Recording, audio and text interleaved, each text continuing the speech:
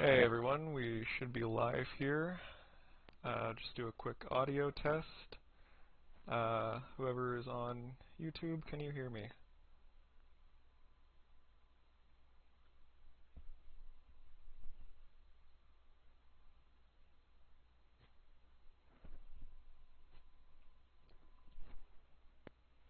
Testing, testing.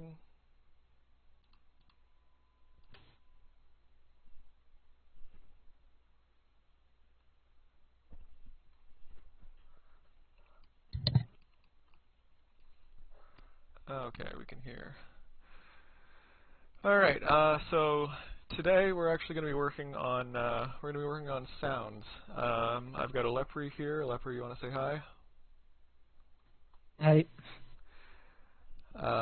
Lepre is just finishing up a little bit of other stuff, and then we'll be getting started. In the meantime, I'm just going to get the unpacking process done, and I'm going to try and, well, Lepre, do you want to work on, I was thinking maybe we just start from the beginning and see, look into the loader for the main menu music. Sure, that's probably best. Into which branch have you merged? I just merged everything back to main. So even the FMV stuff? Oh, sorry, no, I haven't. Because that thing is throwing conflicts for me, so I'm wondering if I should resolve that or not. Yes, that's pointed to main, right? No, Yeah, it it's should be pointed to main, pointed to not main. FMV. Right. So you would have to sync that, and Yeah, let me do a quick sync here.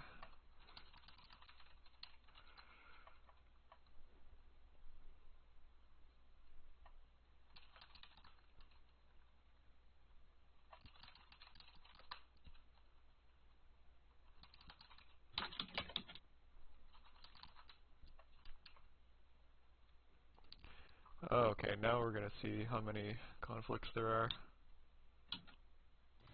I was saying something about 5 or so. Okay, it's still only on the unpacker. That's surprising, but good.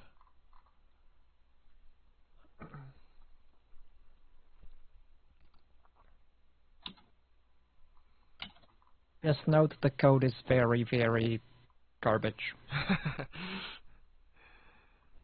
I was not really like trying to make it nice. I was trying to configure the FFmpeg pack to write directly into memory, but I was not able to do that with the video. Might be possible with the audio. Yeah, It we'll would just be have easier to. to just pass the output straight into back into the unpacking code. Yeah, we'll go over it with the project formatting and stuff. I have been working on getting the project formatting finalized so I can push that to the repository. Okay, so it looks like you've mostly been. Actually, I can just look at the file list here. I did some minor changes to the video code and maybe cut some unnecessary stuff that wasn't really needed anymore. Yeah, okay, so by the looks of it, I don't think we need anything on this branch for what we're going to be talking about tonight with the sequenced audio. Is that right? I think so. Okay. We're gonna need the code from the core SPU probably. There's a copy of the XA stuff there as well, so we can just grab it off there. So maybe it's workable like straight from the straight from the main branch, unless you want to like show off some of the unpacked stuff, but like probably not necessary. Yeah, it might be nice to show off some of that. We'll see how long we end up digging into this. Okay, there we go, and I just want to see the log of files being loaded here.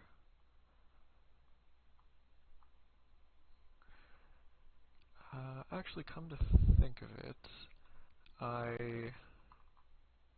the code that is loading the music is probably disabled. So I'm just going to do a quick run through here, refamiliarize myself with this. Okay, this is where the sound stuff is getting initialized.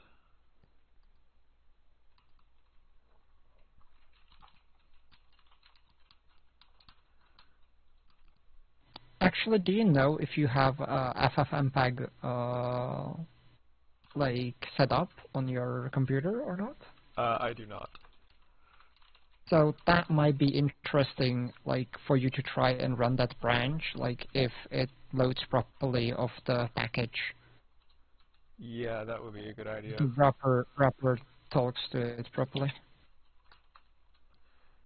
Yeah, because we definitely, like above everything else, need to make sure that that works fully without any setup on the user's part. Yep.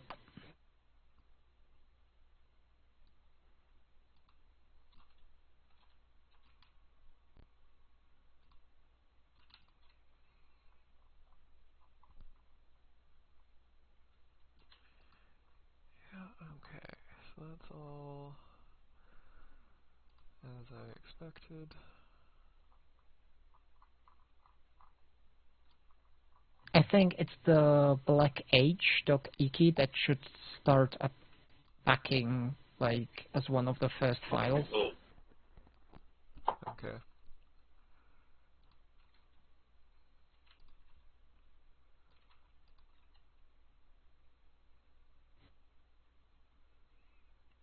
And I might want to pull up the... So these are the basic sounds that are always loaded. There's this SSHD file here, and I wonder what this is for. That's 5739 in Dragon 0. Wait, is that actually an SSHD file, or is that... Oh wait, I'm thinking SS... SQ? Yeah, this one's an SSHD.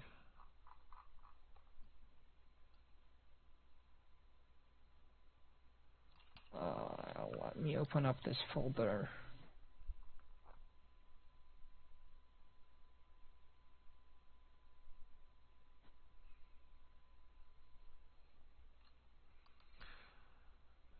So Yeah, the SSHD is the main file with the headers and the 3 subfiles. Okay. Do you have the P-Sound program? No. So you can actually use that to play the audio or the audio banks or the set the sound bank files. Hmm. So that's pretty useful for figuring out what things are what.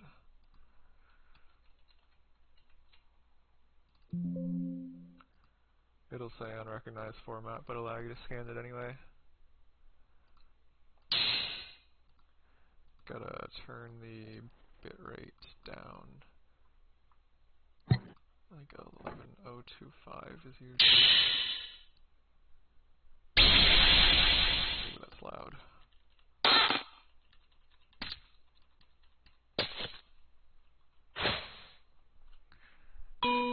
Hey, Doom.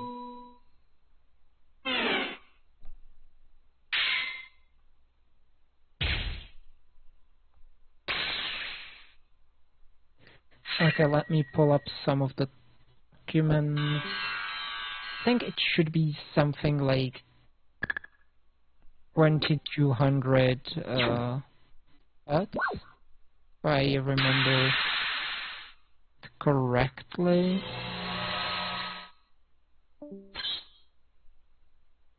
There's a reverb, that is. A lot of these are much lower bitrate than that. Most of them, even.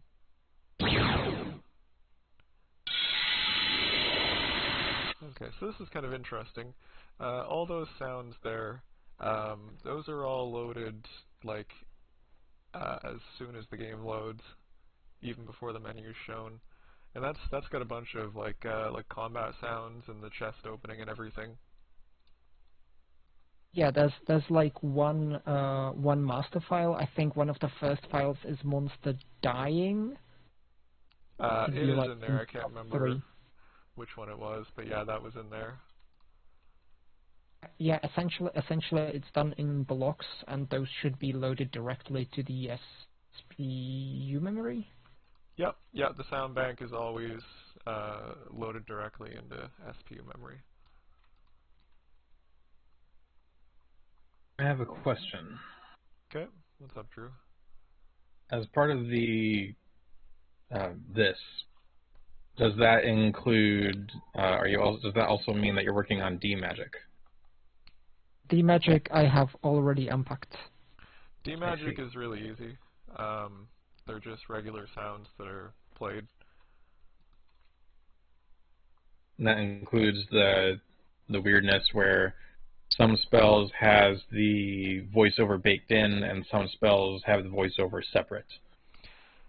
Some of them are XA only, and some of them are XA plus the sequenced audio. So the ones that are just XA are a piece of cake. The ones that are that have another channel for audio, that will rely on this code. Yeah. I think they did that just because it was easier. You know, for all the times they duplicated files, they didn't feel like duplicating the ambient SFX. So they're like, okay, we'll just put Rosestorm SFX in there once, and then we'll just pull in the separate voiceovers. But they'll duplicate everything else. Well, it Yeah. really matters on where the duplicated data is coming from. If you're loading, like, you have even modern games that were loaded from the disk on like a PlayStation 3 or whatever. Like, it's very common that a common file could be like 70 times on the disk, just because it was faster than waiting for the seek time on the actual disk. Okay. Good to know. Yeah, Doom. The sound banks are really simple actually. It's basically just raw sound data. It gets loaded directly into the SPU memory with no changes at all. Actually, pretty much the same as the XA code. Yeah. The only difference between this and actually modern raw audio data is this uses this only uses half of the bits per sample, and it's like an offset to a previous sample rather than the full sample data to save on space. Yeah. Which is, by the way, why, if you have ever played on EPSXE, you get those pops in audio, because they're not properly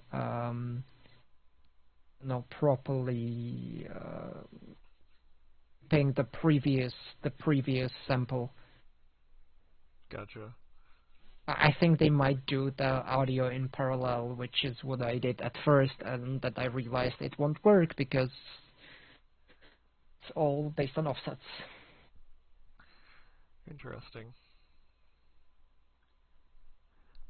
Hey Doom, do you happen to know the Dragon Zero file for the title screen music.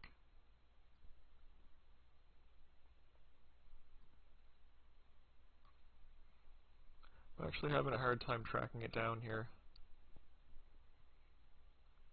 I assumed it was going to be this file here, but it does not appear to be.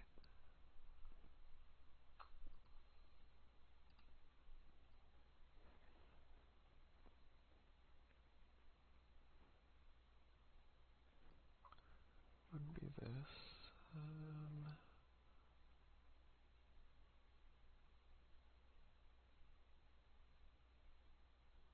Hi. Hi. Hey. I will check in that right now. Sorry if you listen a little like saturated in my mic, but I'm not in home right now. That's alright. Yeah, I'm surrounded by cows and horses here in the countryside of the country. Okay. Let me check the pass.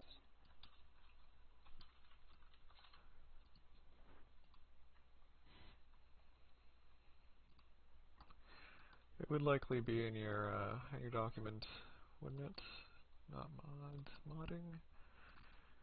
Yeah. Yeah, file mapping.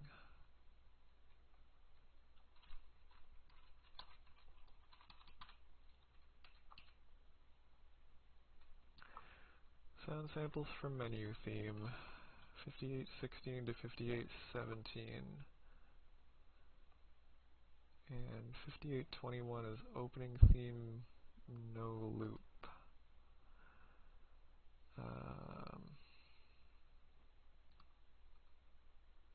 So that'd be 5815.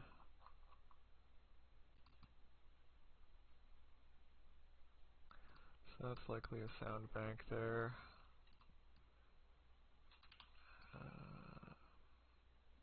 Move all. Hey, Monoxide. Well, in the doc is telling that it's in Dragon 5816 and reach until 5817 Okay. for menu theme. So this has been brought by this Minecraft dude, MRT Martin 07. So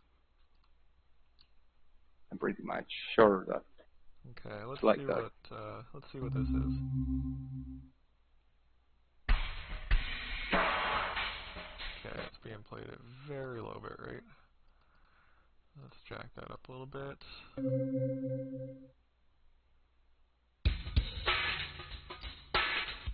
Okay, so that's the inventory.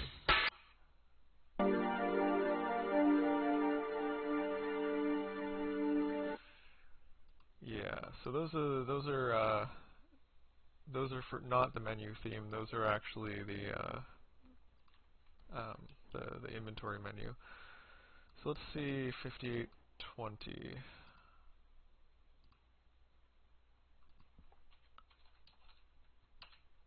You mean the startup audio sequence play when you're starting the game? Yeah, the title screen. Okay, that's a screen. Let me check. Yep, found it. Oh, nice.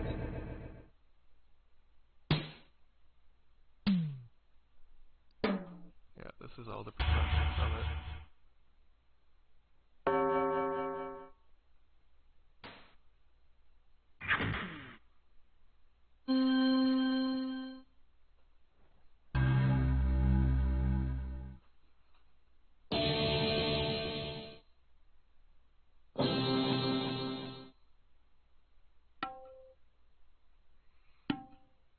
Yeah, okay, this is definitely it. So that's 5820.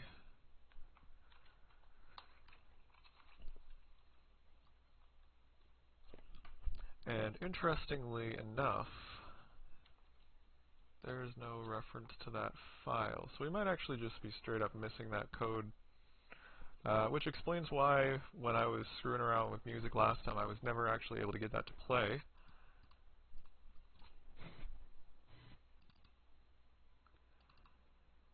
So I wonder if we can track that down.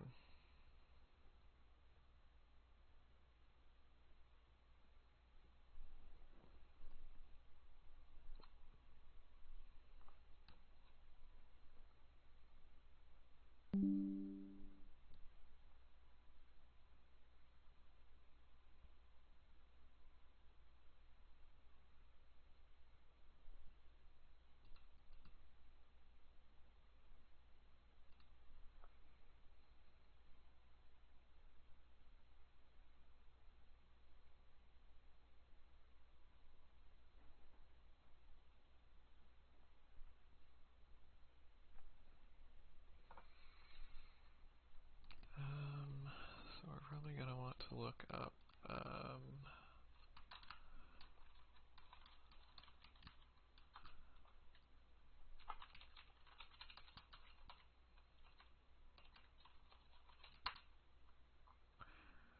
references to here. Unfortunately, there's going to be a lot.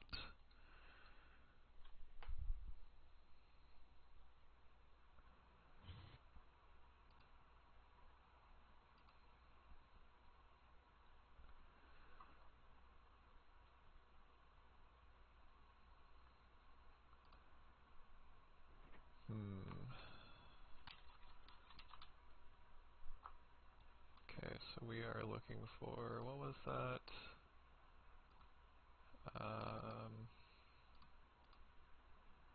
5820. 16 BC.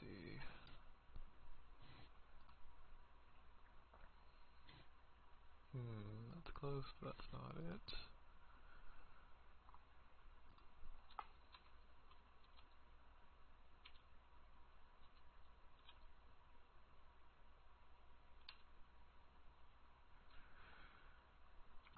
Those are all saying 0, but that's just Ghidra being bad.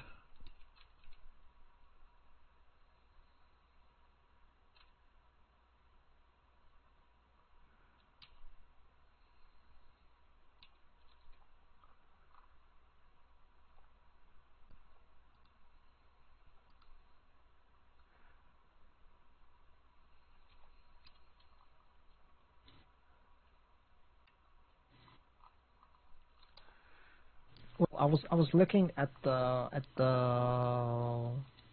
possible headers, Yeah. and one thing I was not able to find is doesn't have the setting for the frequency, so it should probably be implied, and everything should be the 2050 hertz. It's not. It's not. Nope. Maybe the ones that actually do have headers, the proper headers, instead of it being, those could be different maybe. Yeah, I haven't been able to figure out where the actual sample rate comes from yet. So hopefully, in doing this, we'll be able to actually track it down. I think that this might actually be where the menu music's supposed to be getting loaded from, and it's just using an index offset here.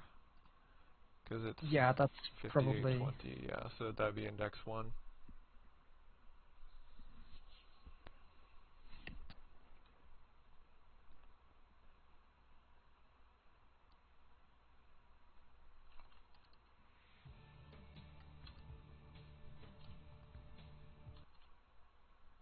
Yeah, there we go. So that's coming from here.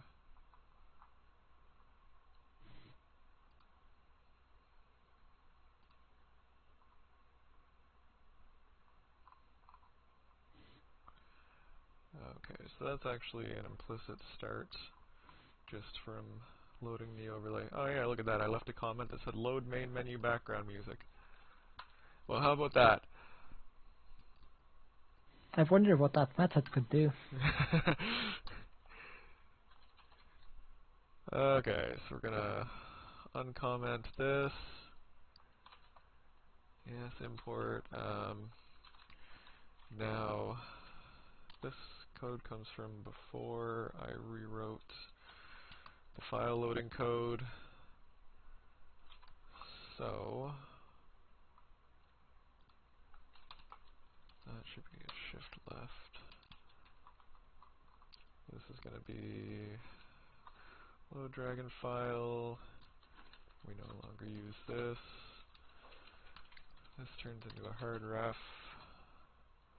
Actually, it needs a parameter, so that's actually going to be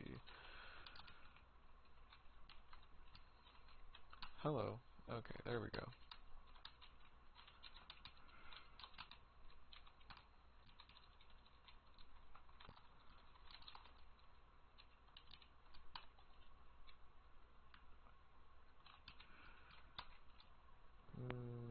Yeah, okay.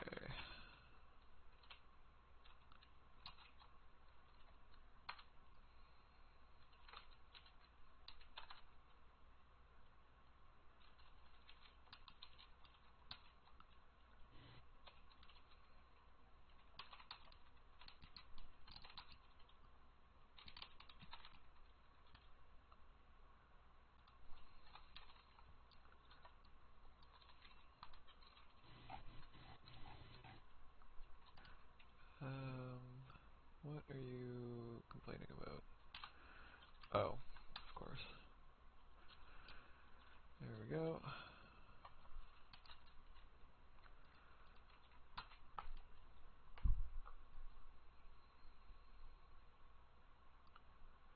So this is the code that handles the music package being loaded. There's actually a ton of special case handling code for the final fight.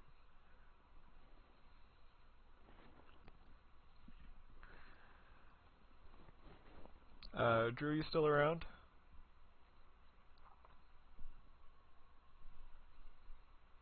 I guess not. Yeah, that's one of the thing I have wondered about the credits, because like you look into that XA file, it's so weird. It uses only 3 channels, and one of them is an audio, and the other one is also audio, but is like really short. That's odd. I'm wondering if that's where like the actual text of the credits is stored or something like. Yeah, that's a good question. There is some special case handling code for the credits as well. I've got that commented out at the moment, but once I finally get back to actually working on the main code and finishing the game, we'll have to figure that out. Kriegelo said, "Hi, Drew Universe. Are you going to release another podcast episode in the future?" Are you? You're just referring to the podcast, like the monthly podcast that we're done a few times, I assume.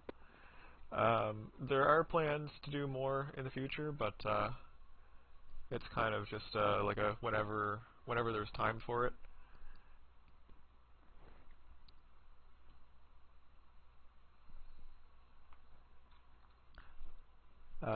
Drew isn't around. They could definitely speak more on that, but that's what I know at least. Okay, so there's 2 different branches here. One is if there's 5 files. This was 2580, I think? No. 5820. Not even close. Well, close, but wrong order. Okay, so this one's a 4 file, so that's going to be this branch here.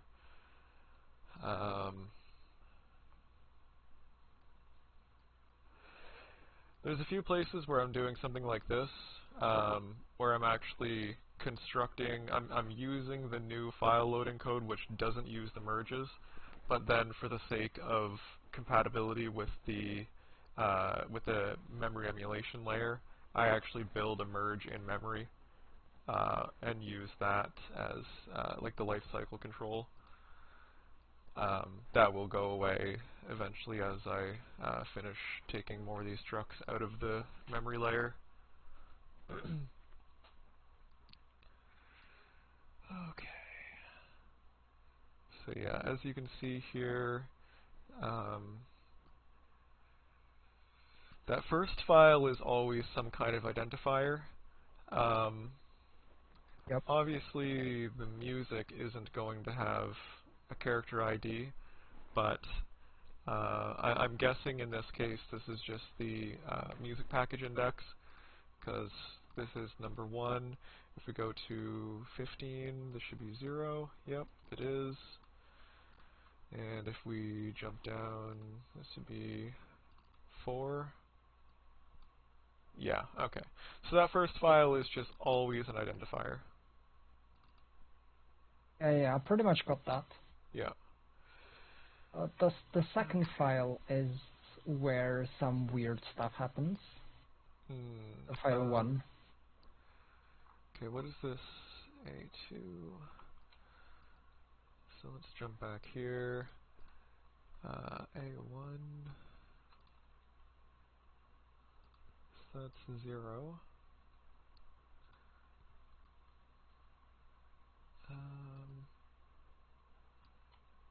Music package loaded. A2.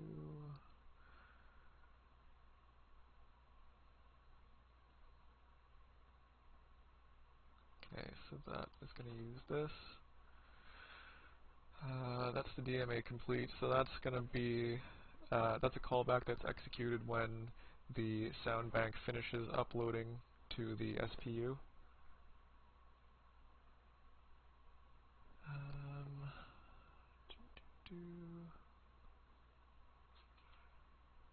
Yeah, then we load the sound bank there.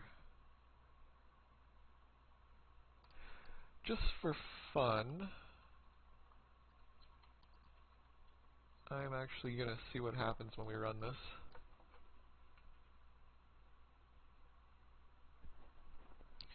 Hey Chris, how's it going?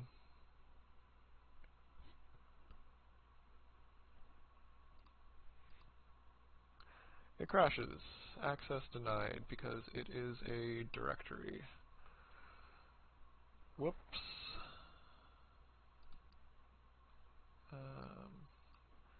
That is a very easy fix. That's just because I did the wrong thing.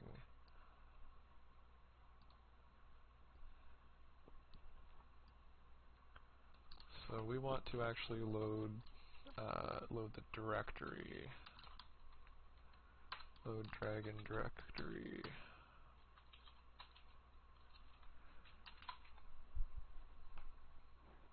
So that's going to load every file in that directory.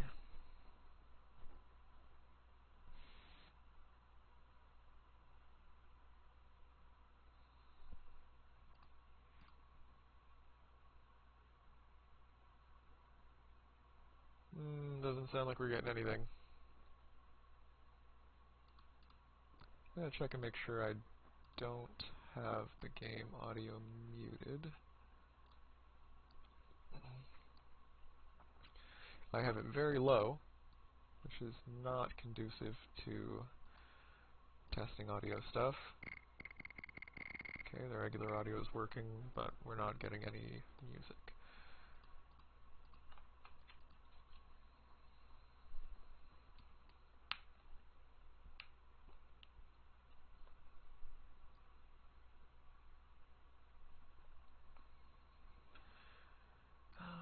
Yeah, so we're jumping into this branch here.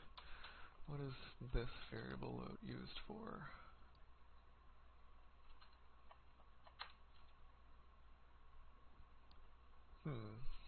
Interestingly, that seems to be used for loading audio again somewhere else.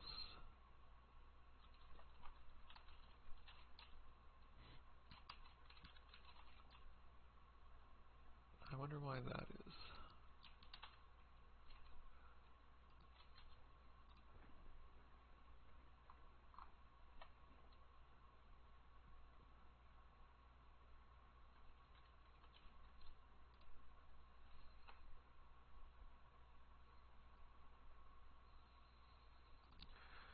This might actually just be superfluous in this branch, but I don't want to remove it just in case it isn't. So what do we got in the callback here for music loaded?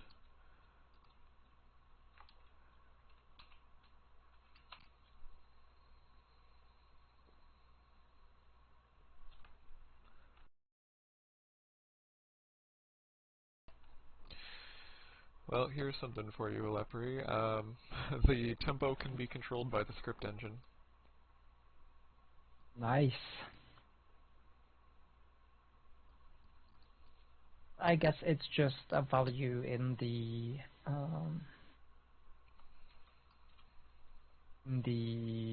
whatchamacallit view. Gonna be some setting, right? Mm-hmm. In worst case scenario is we just like list the tempos. Yeah. I actually just realized I need to remove... Wait. Did I see correctly that it's called SSSQ?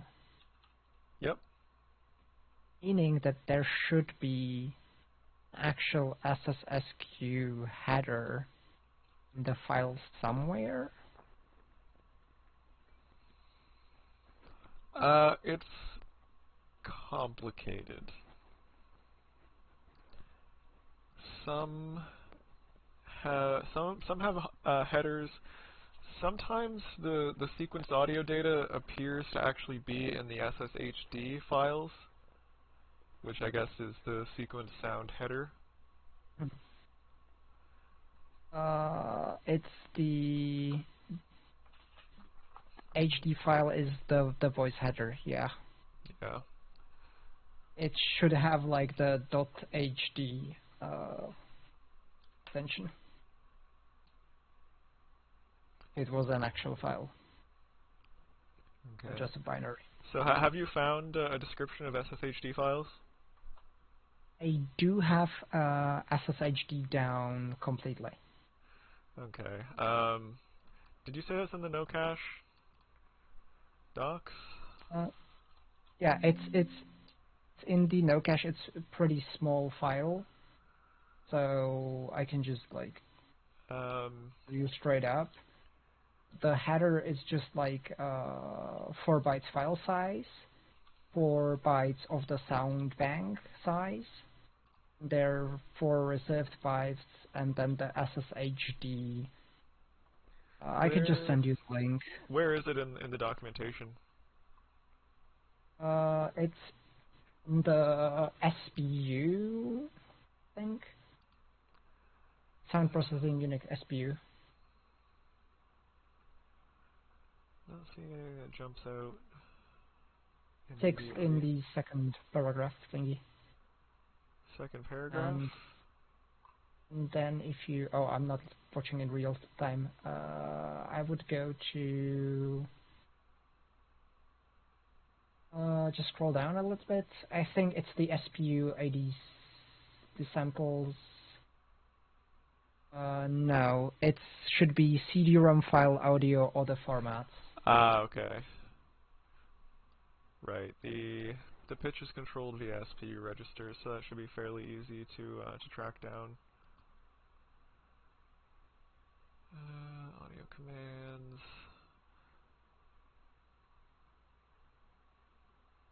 CD-ROM file formats. No, it's in the SPU. Oh, it's Maybe in the SPU. it should be in the or not. Confused. Just scroll down a little bit. I'm watching with the YouTube delay, but like whatever. Here, let me fire up a stream on Discord as well.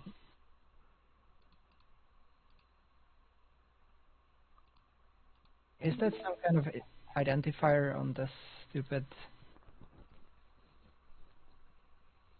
thingy? Okay, I got a stream up on Discord so you can watch it in real time. Okay, is the whole document loaded? Yep. Okay, let's just like Control F this, posted it in the voice in the Discord and stream chat. Okay.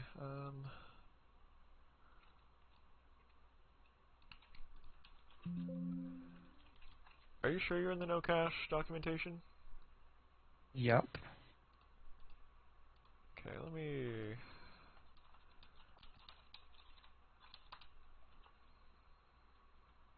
Can send you the entire bit. Okay, I'm seeing it here. Okay, so this has actually been updated since the last time I pulled this down.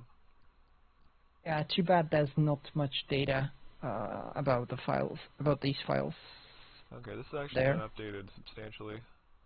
That's good to know. I honestly thought this was a dead project. I didn't realize he was still working on this.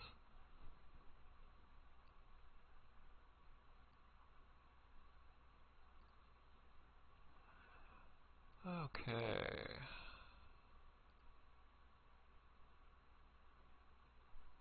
He on the bottom of the screen you have the voice header.hd. Yeah, I'm looking at this as well. It's gonna refer to the stuff above it quite a lot.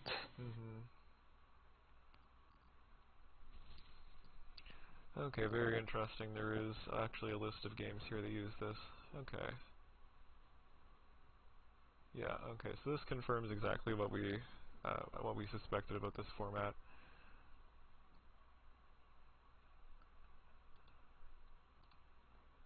Okay, so The file 2 is just straight up the .hd file. yeah, okay. I wish that I knew that he had updated this document. It would have saved me a lot of a headache.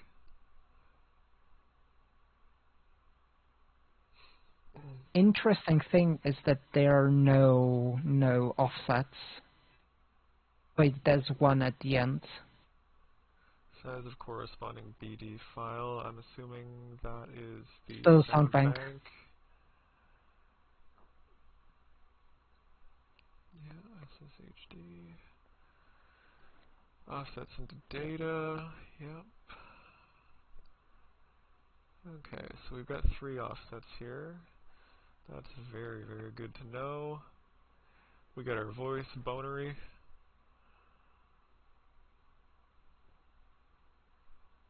You might have more offsets, or am I blind? I'm not sure where it ends. It says there's 4 of them. So it'd be these, and the last one is -1. So it's Yeah, it's aligned, so oh yeah, the 0900FFFF is already a data. yep. You can see the first one here is 80, so it starts there, and that goes to 2A6. Issue with reading these the sequence files is that it can actually do misaligned reads.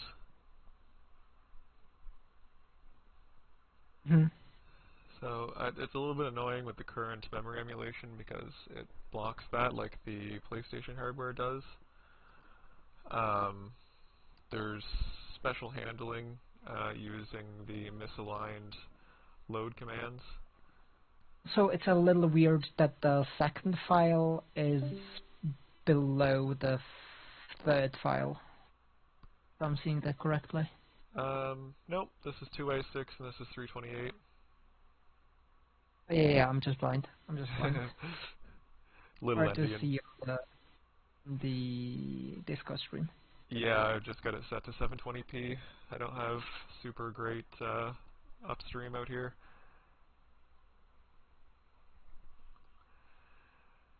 Alright, so this goes to 2A6, and let's just take a look at that specifically.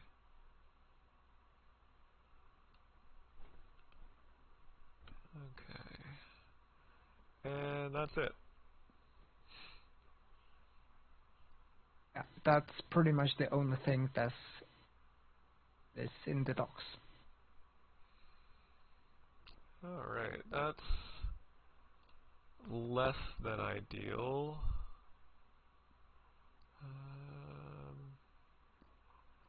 I think on my old laptop I actually have... Oh yes, I did find a few links. By the way, SSHD is something that's really, really tough to Google for. Yeah, I had a lot of issues when I was looking for it before. I did find this, which was an analysis of the SSHD files.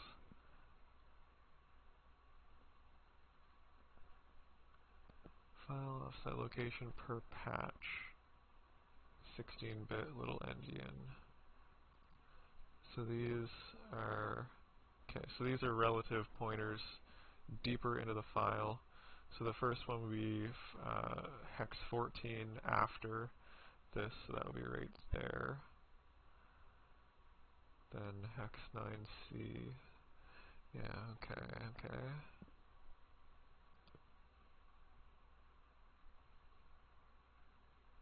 So that's very easy to parse. I don't know what this is. Or is that just cut out? Yes, okay.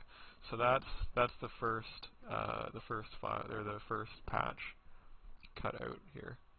This is the first patch. And so the first value is unknown, the second value is the volume. Yeah, so 7F is 100% volume. Anything higher than that is above 100%. Right, and this first thing is how many bytes should that be? It would be 88, hex 88, because the next one starts at 9C.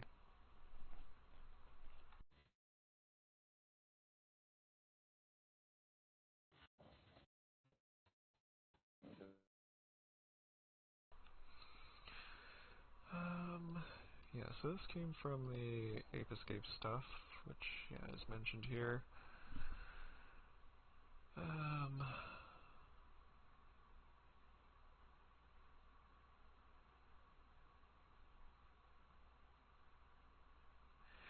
Yes, there is this tool, SSSQ to mid. I looked and unfortunately I wasn't able to find the source code anywhere.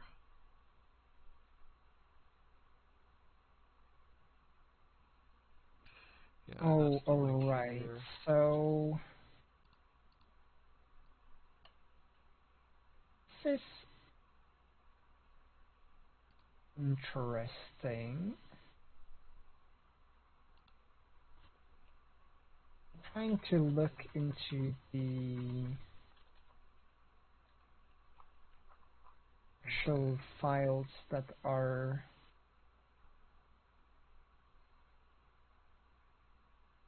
set up for the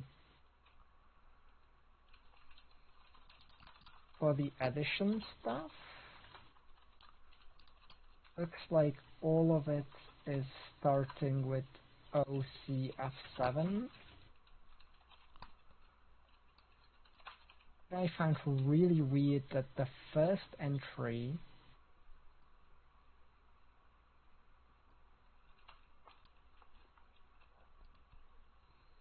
looks like missing the first byte. What the frick? What are you looking at? I'm looking at the Meru SFX file right now.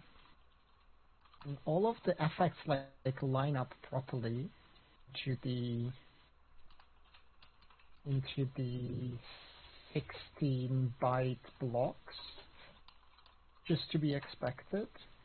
Okay. There's some weird stuff at the start. Length 4, stride 4.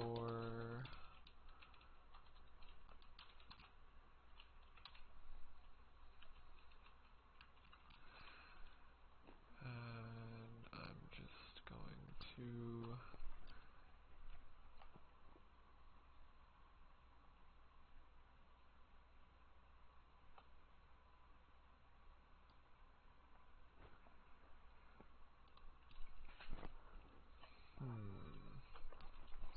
So interestingly, this document. Okay. I interpreted this as one channel, but that's actually 1C No, hex. that's 1C yeah, hex, that's yeah. 1C.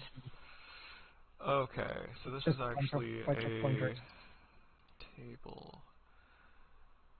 So It's 1C. just a list of offsets. Yeah. FFFF is just no offsets. Yeah, I'm just building the actual file structure. Okay, so it starts here. That's 1C, and then 1C, 1C,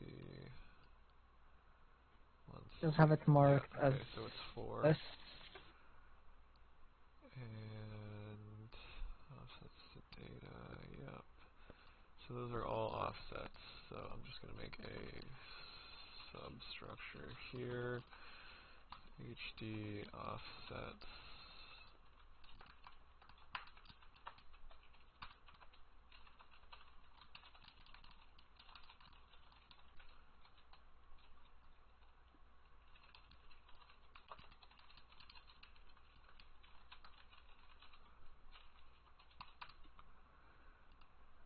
And we just have a bunch of relative pointers, but I don't know what those pointers are yet. So they're just going to be in refs. It can be whole different kinds of stuff. They essentially can be all sorts of subfiles.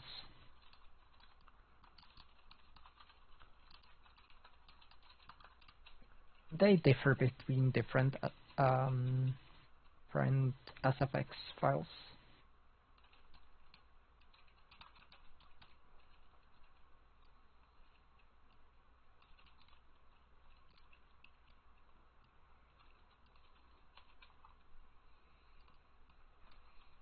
Okay, so that is the SSHD offsets.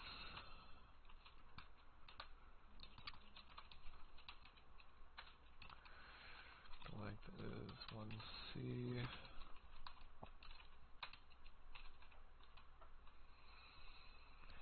And these all get deleted as well. And now I'm going to have to fix a bunch of code.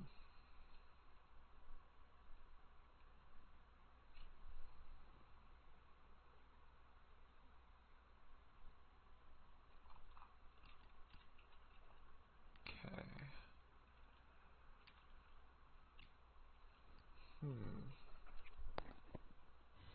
Okay, yeah, so those are relative from the start of the file. So for now, we're just going to do offsets get 0, and that would be pointer 4.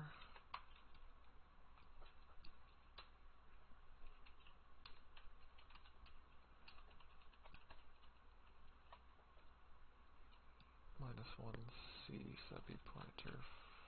Wait. There are four values before the Oh, right, no, it's just minus pointers. 10. Minus 10. Okay, okay. So I'm just going to fix all these up real quick.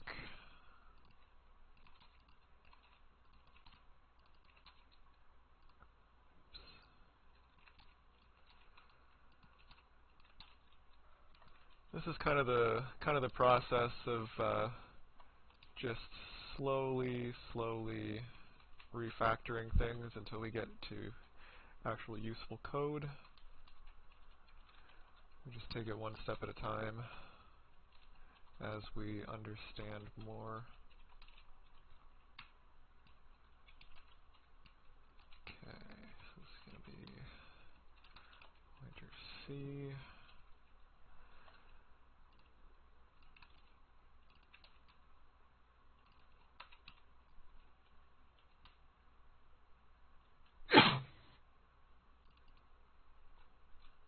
That'll be pointer 10. 10. 4. And C.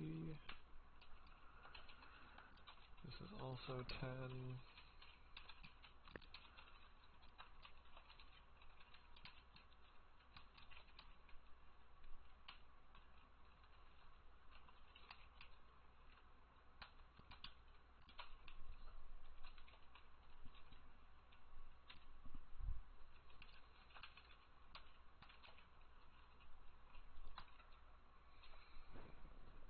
Okay, so that's all of those in that file. Are there any more in other files?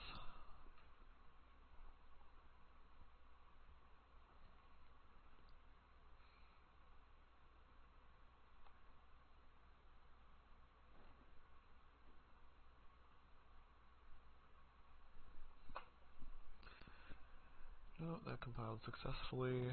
Let's run it, make sure it doesn't crash.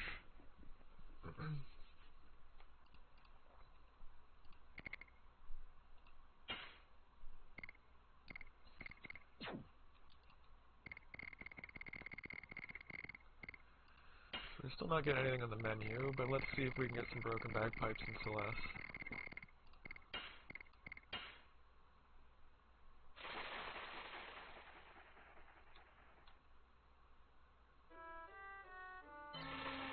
Oh yeah, that's the good stuff. Just in case anyone missed us when we showed off the video on the live stream.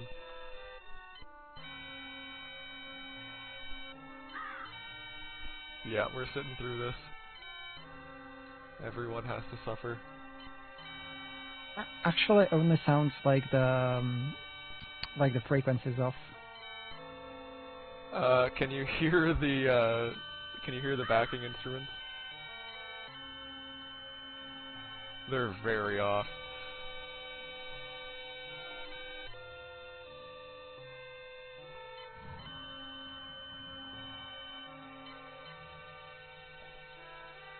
Beautiful.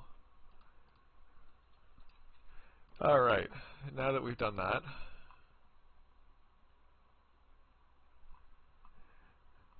oh, yeah, Baldur said the Discord audio isn't or the game audio isn't coming through the Discord stream. It's a shame. You'll have to watch it on YouTube after. I had to turn on audio on YouTube for that. Was worth it. Yeah. Alright. Anyway. Where do we start from here? Right, I was going through this. So, the question is, what are all of these different pointers? So yeah, this literally just says offsets to data. The offset is to the actual file, right? And it can be whatever you put in there. Doesn't have to be one specific thing.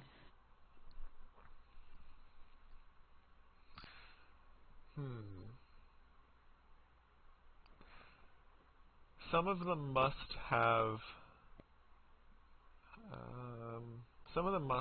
specific meanings though, because there's no header here saying that this is patch data.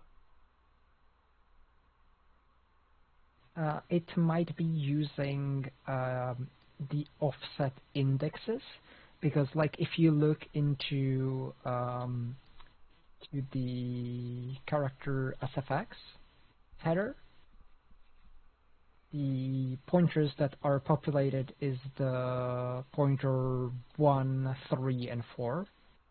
Okay. So the pointer 0 and pointer 2 are not used. Hmm. So here in this file, what do you have populated? In this file, we have 1, 2, and 3. Or sorry, no. Oh, These are 0, 1. 1C long, so it's just the first one. It's No, just they're the not first. 1 long. They're 4 bytes. They're There's tables that are 1C of 1C them. long. There's 1C of them. They are 4 bytes.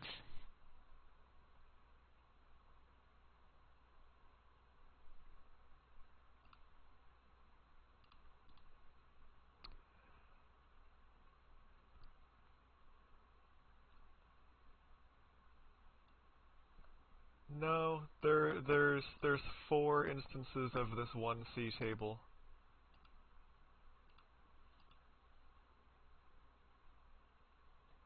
Then that would make absolutely no sense in regards to the offset to the data in the table. Okay, let me look at the code here and let's see if we can figure this out.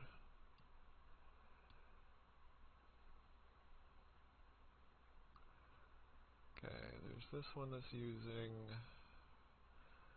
the relative offset.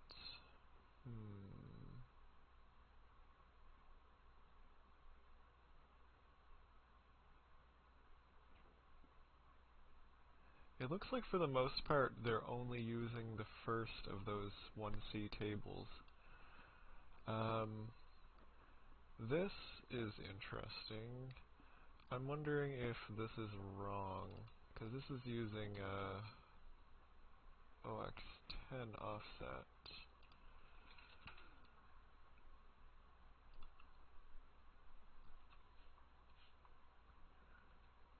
No, it's not wrong.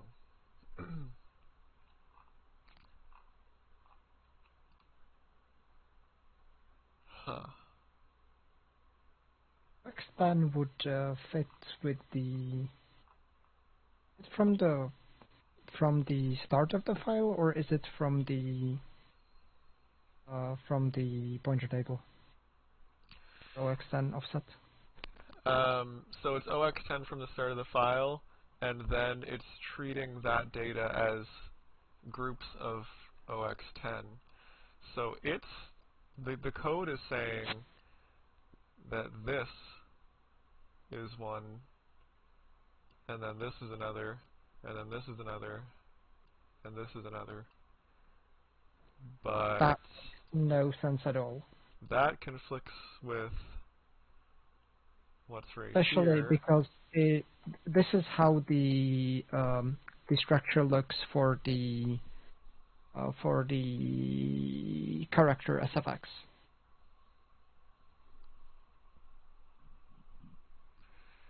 It clearly has to be.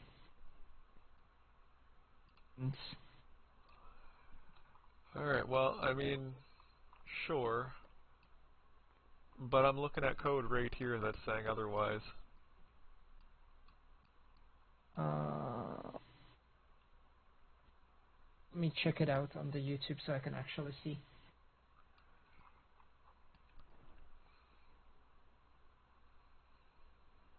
So yeah, this is dereferencing to the file data. And then it's plus 10 offset from the start of the file. And then it's using this value. Hold on, okay. Hold on. Oh, the Ghidra output is super confusing sometimes. Wouldn't that be the actual sound bank? Instead of the... No, it's show not the sound bank. HD? Okay, so this is a double relative pointer, I think. Okay. Let me try and... I gotta try and make sense of this code.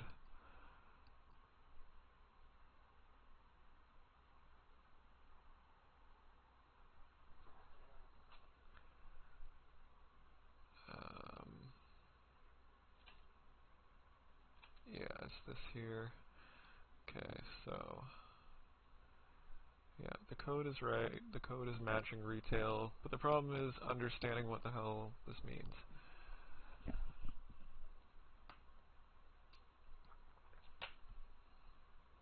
Okay, I think it's a lot easier to understand it from here.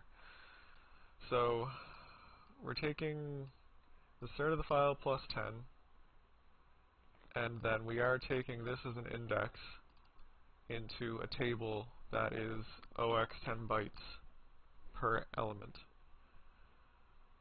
So that means that every one of these groups of OX 10 bytes is one set of pointers.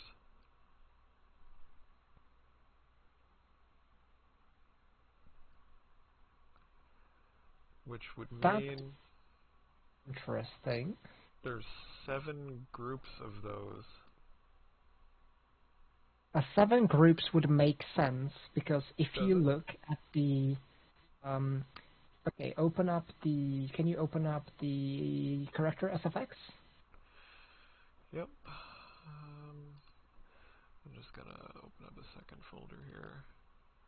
And open up the file 1. Which character? It doesn't matter. Okay, we'll just do Dart. Which file do you want me to open? 1? File 1. Okay. We've got OX1E bytes, which is... So this could mean like the group and then the pointer in that group, because those are the only ones that are used. Or are you seeing? Wait, I'm seeing the last pointer also used in the SFX. So that's really weird.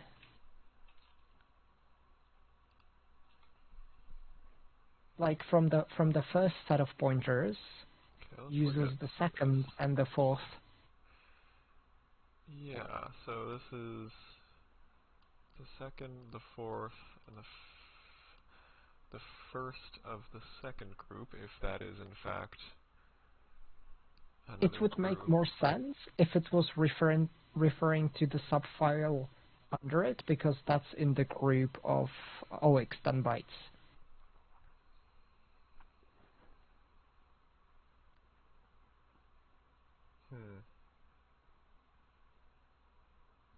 It doesn't really make sense on the pointers.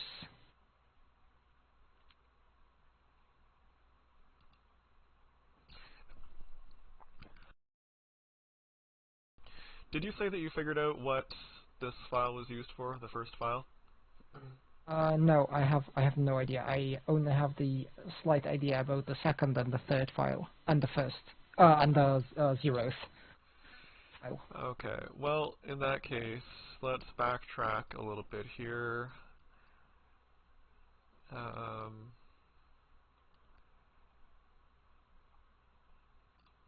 okay, so let's see where that's being read. So file 1, it is only reading a single byte out of it? Wouldn't that be the The L0? first byte? Yeah.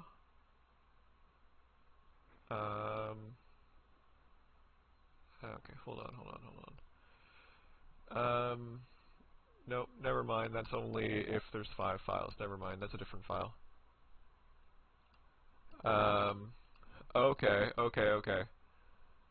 So, file 1 is the sequence, but apparently not always? Hold on, okay, what the hell is going on here?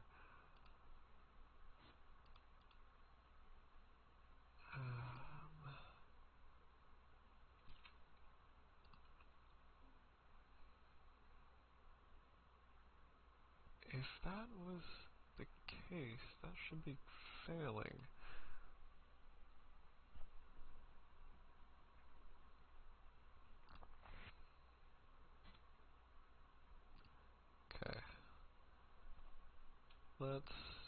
let's just take a look at this data here. Actually, I can just do files.get1. Am I going completely out of my mind here? Okay, sorry. Yes, I am going completely out of my mind. That was file number 2 in the file number 1 in the character package. File number 1 in the music package is a sequence file. Yeah, that makes so much more sense. Okay. I thought I was losing my goddamn mind here for a second.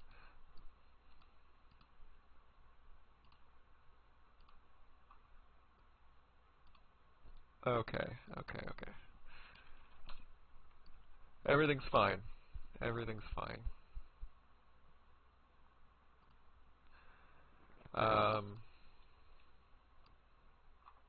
Everything is fine except for whatever's going on with this array of tables.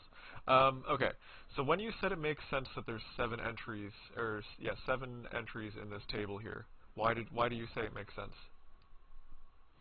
Well, like if it were to be put into the 7 groups, it would make sense to split it up, because like every hit will have 2 files, or like the 2 effects associated with it, one for the hit and one for the character voice, right? So you're talking about 7 files in the sound bank? So, but in the sound bank there should be more than that. We have 23 files in the sound bank here. Yup. But only some of them are going to have doubled sounds, and those should be the addition ones, I believe. Well, I'm looking at the title screen music right now. Not the additions.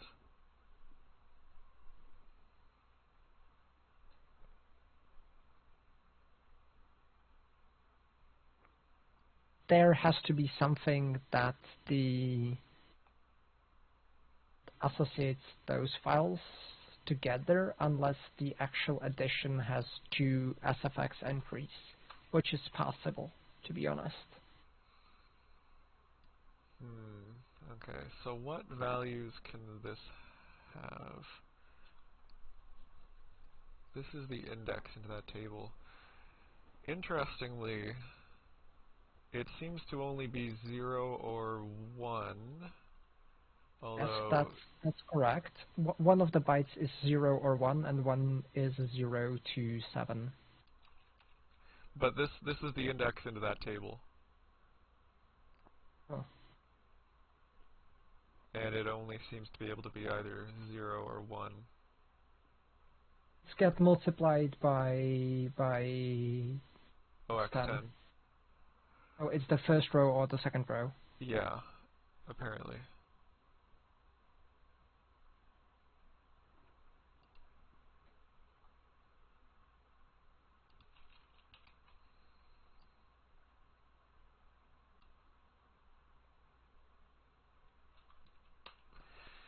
Did I mention that the sequence audio code is a nightmare?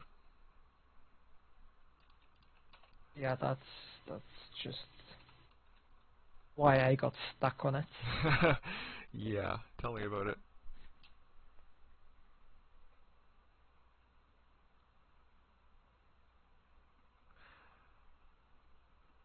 Oh, 1 sec. My wife just sent me a text with an update on our cat. I'll be back in 1 second.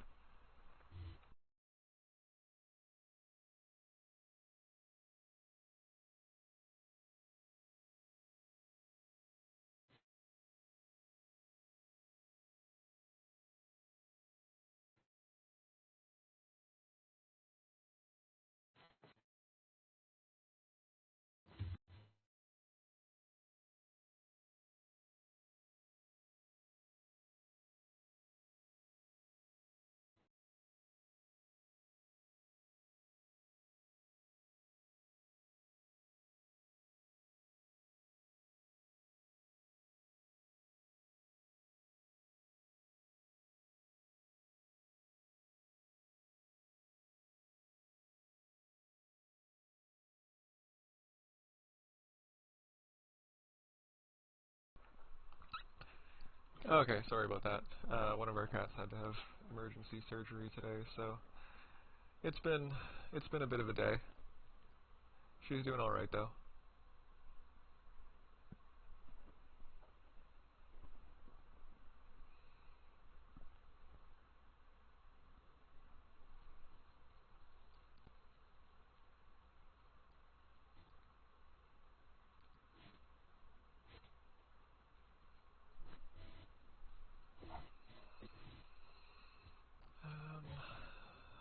So this throws a wrench into everything.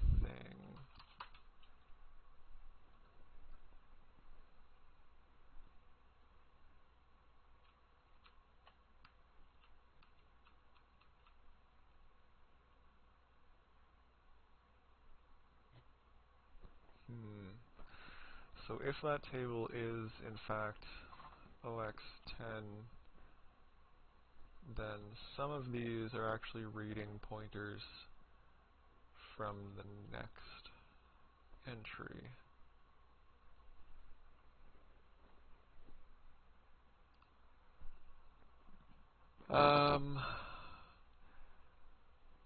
But I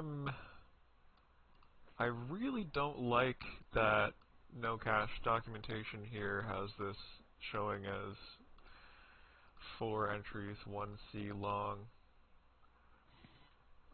I do not like when the file format does not match up with what I'm seeing.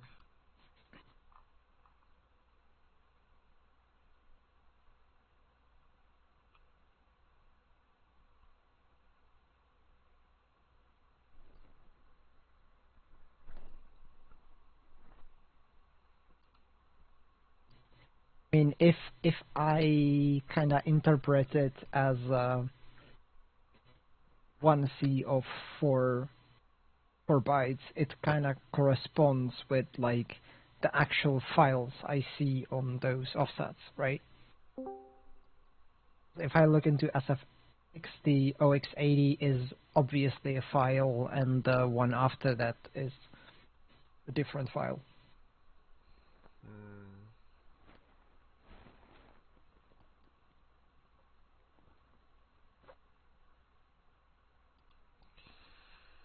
I wish this wasn't ambiguous. I really hate that.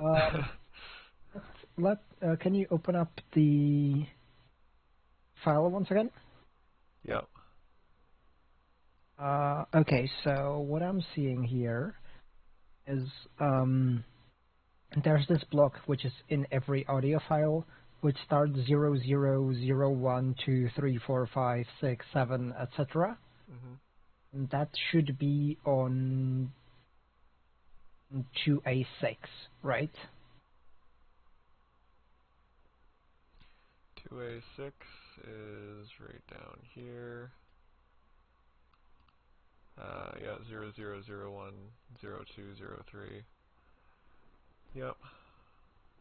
Yeah, so that definitely is just like a 4-byte offset. Yeah, no, I'm not questioning that. I'm just questioning how this table is aligned and what width the data is. It could be that it's like splitting it into groups of 4. Each group then sub-indexed. Yeah, I think we're gonna have to just roll with it being hex 1C relative pointers rather than it being 4 groups of 1C things.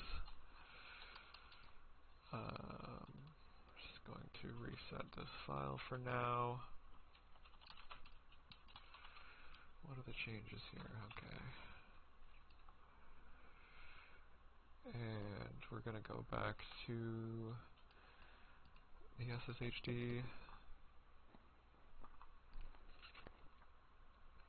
And we are going to change this to intrefs.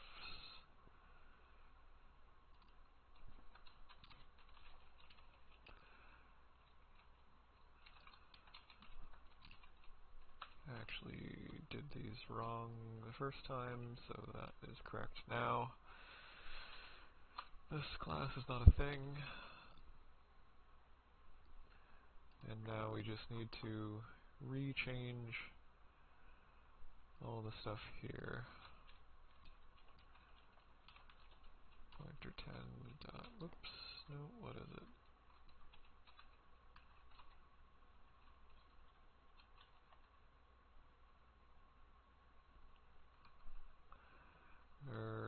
No, these aren't patch offsets. These are just thing pointers. So we're just going to call that pointers for now. Dot get one.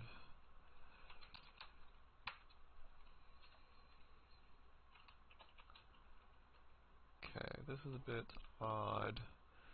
So this is, instead of being times 10, this is just going to be times 4. We get rid of this memory ref wrapper, that's no longer needed. Okay. 10.get4.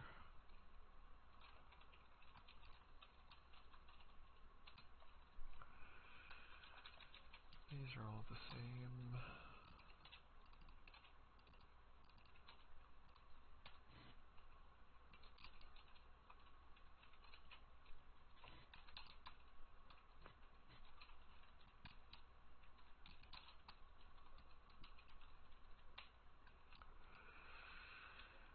One C divided by 4, that's 7, right? No, because that's minus 10, so that's 3.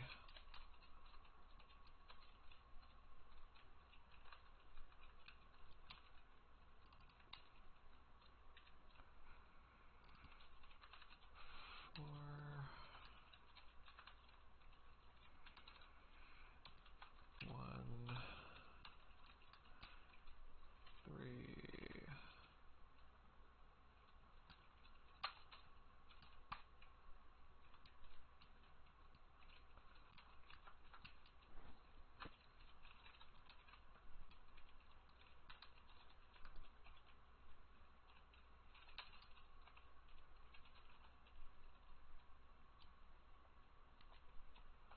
And I think this should be the last one. Okay. Wait, is there still another error here? Yes, there is. And that should be 3.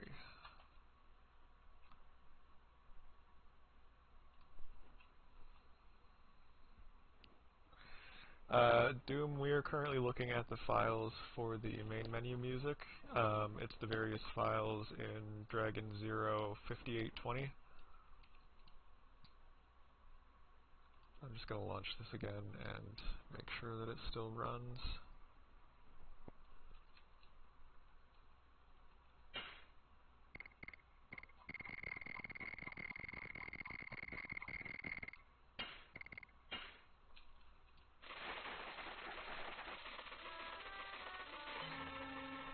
Beautiful.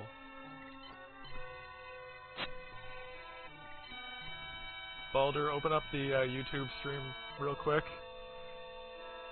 And I've got the Celeste music playing again. Oh, the drunk pipes are editing them. All they had left after the village was torched was a set of broken bagpipes, so you can't really That's blame horrible. them. It's beautiful, Drew. Are they now canonically Scottish? Yes. I think that we got it wrong. Like, when it's told that Fruegel had, like, his cruel unit come into Celeste and devastate everything, I think they just played this. Oh no, they just killed everyone with bagpipes. Flaming bagpipes.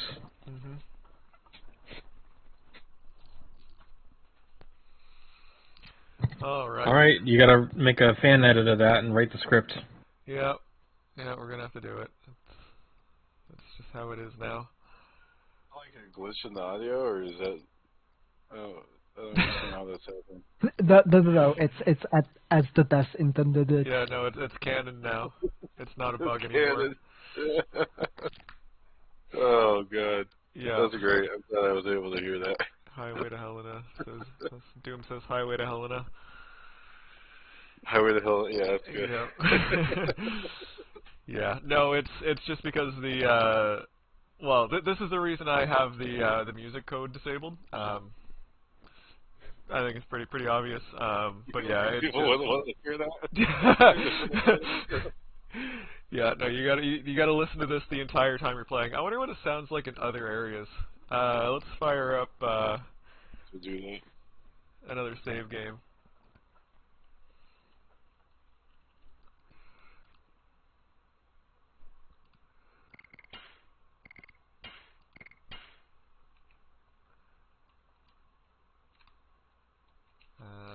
You have to go to a different submap to actually get it to trigger.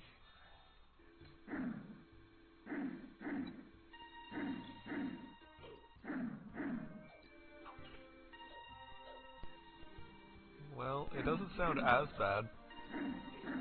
It doesn't sound like much, but it's not as bad. Yeah, that's listenable. It's just kind of one string every few seconds. Let's bring up another save just for fun. I'll just do one more. I don't wanna waste too much time doing this. Let's go to Agnes.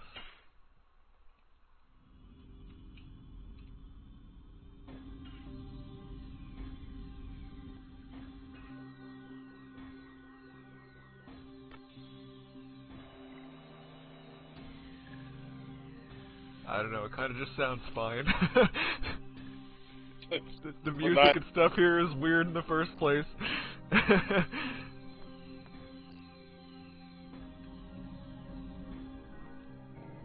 don't know. Anyway. Question is, if we ever fix it, will we be able to tell in Agnes? Yeah, that's a good question. I have absolutely no idea.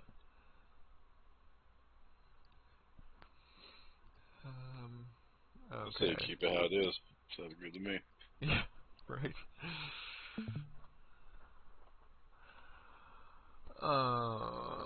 Digging into this code is terrible.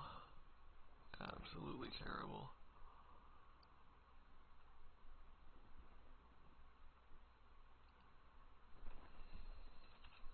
Watching you do this makes my test harness stuff seem embarrassingly easy.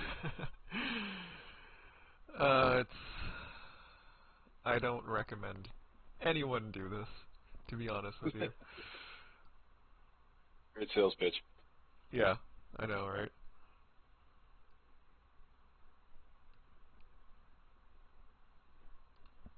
So the question is, how do we know what pointers are what? In this file, for example, 80 is patches, I'm assuming. If we go by this, so this should be the amount of patches.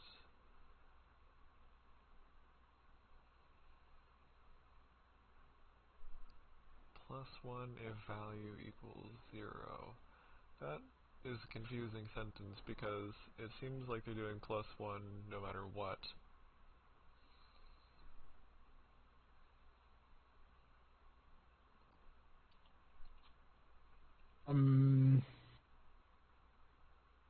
Yes. Okay, well, anyway, so we'll assume that this means hexa patches. So that should be 1, 2, 3, 4, 5, 6, 7, 8, 9, 10. That looks like 9, to be honest.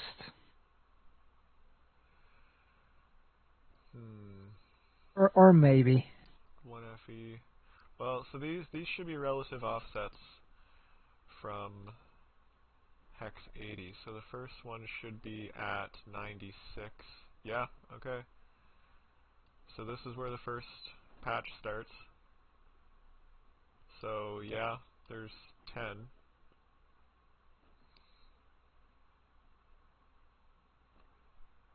Why they would do that, I have no idea. But we're gonna roll with it. So I wonder if this first pointer is always the list of patches. That would be really convenient if it was. No, it is not, because Oh, for good. SFX it's the file 2. It's the second subfile in there. Yeah. Okay. Well, never mind that. Essentially for SFX, the 1 and 2 are swapped. Wait a second. What offset in the table is that on though? What offset in the table? Which table do you mean? The FFFFFF thingy. This table here, starting at 10? Yes, it's on the first. Yeah, so right? in the music it seems to be offset 0, and in the sound effects it's offset 1.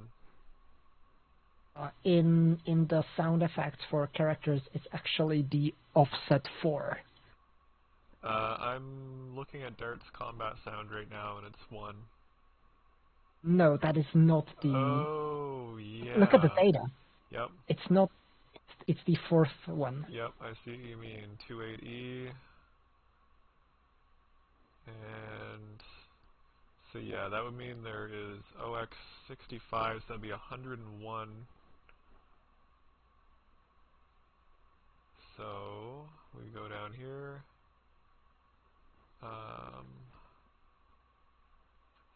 There are actually 2 files, like 2 more files there. So, I think you're too low. CA.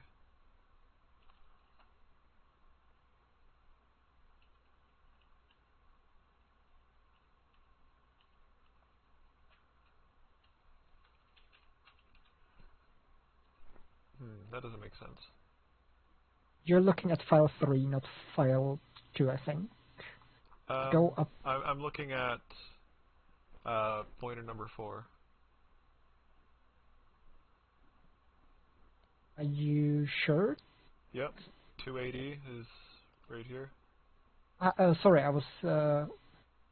I meant the number 3. Pointer number Pointer 3? before that. Okay, 102.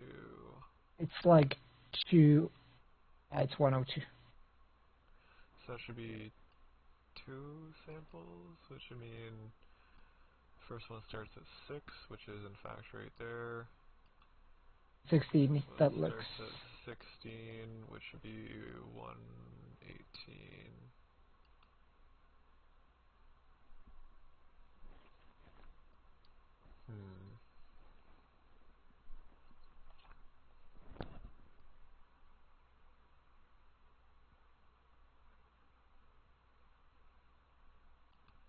I was kind of hoping it was going to be this one, because then that one byte that decides whether we use this row or this row might have meant sound effect, but no such luck.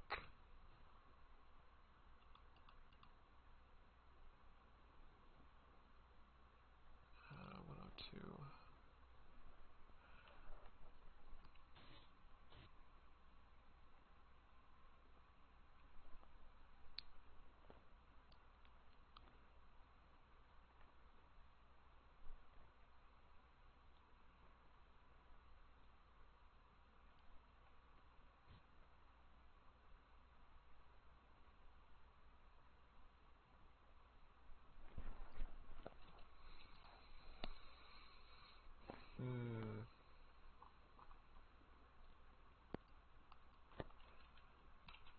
Okay, so let's just look at how the SSHD is being loaded.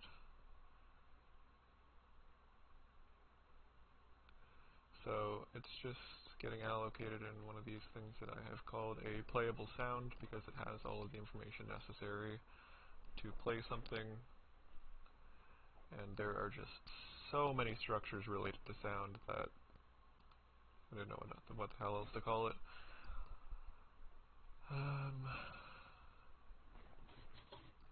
Then it's loading the sequence file. Sequence files are where it gets super complicated because they're all misaligned and it's terrible. Okay. Yeah, that's where it gets complicated. Yep. So It we're looking wasn't over complicated until now. yeah. Yes, yes. Yeah, this is when it gets complicated.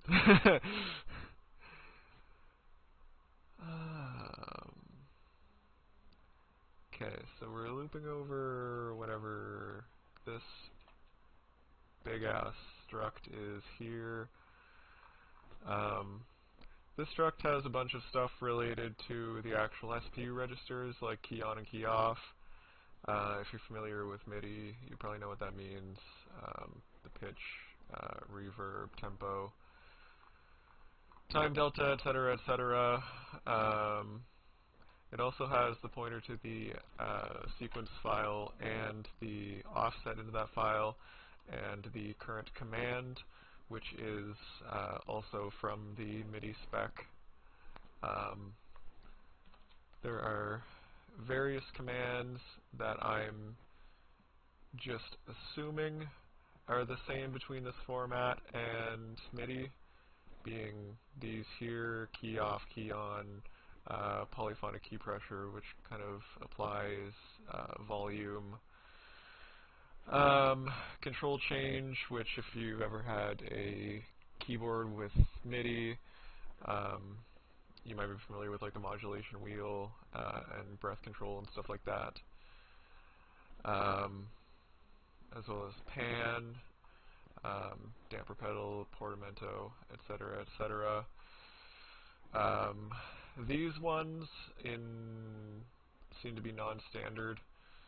This one's called data increment, which is I don't know. I don't know what that means. That's what it's called in the MIDI spec, but it might be something different here. There should be some value for it to repeat as well. Some Yeah. flag where it just loops over. I think it does loop automatically, and then there's this end of track flag here.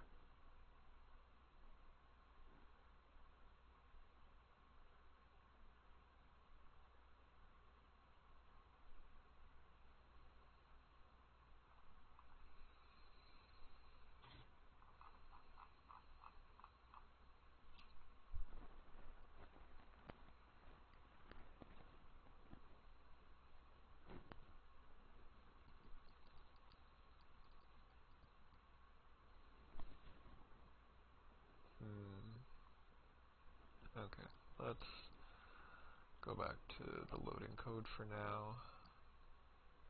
Okay, so we've got the SSSQ pointer. There's this global pointer as well, which is used in most places. So that kind of leads me to believe there can only be one SSSQ loaded at a time. I'm assuming that is the case, simply because there can only be one song playing at once, obviously. That would make sense because the other SF access do not have the SS SQ file at all.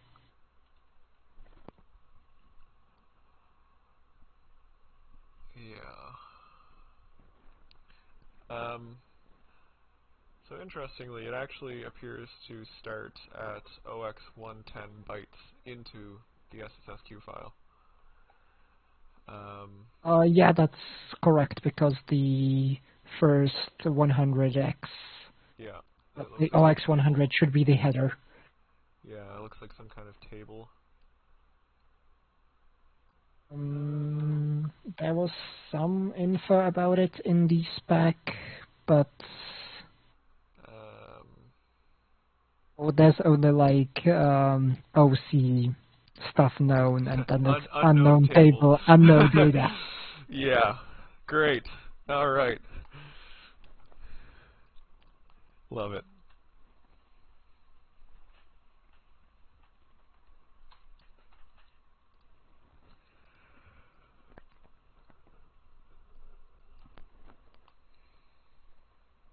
Yeah, Baldur says, best documentation ever. And I agree. So the first command is read in as soon as it's loaded. I'm going to split the view here and try and remember where the hell the sound loop is in this nightmare of code. Aha, sound loop. Okay, you're going over there. Oh, god damn it. Okay, there we go. No, there we don't go.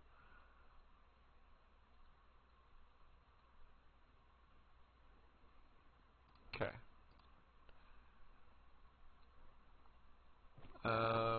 So that gets loaded, and we get the first command, which is going to be ff, which would be the upper half is the message, and the lower half is the channel.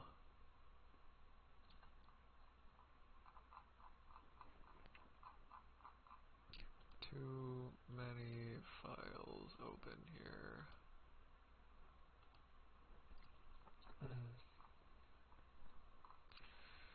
So F0 is meta event, which means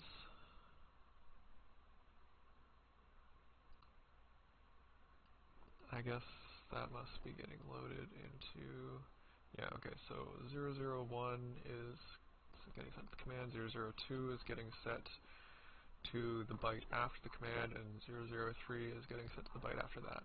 Okay, so the very first command in this is meta tempo, and then I am guessing 003 is going to be the tempo? No, maybe? Okay, so that's a 2-byte read. And offset 2. So, yes. 007E. So that is the tempo, and the tempo is 126, whatever 126 means. I'm assuming that that is normal tempo, whatever normal tempo is. And then we are adding 4, which is going to bring us here.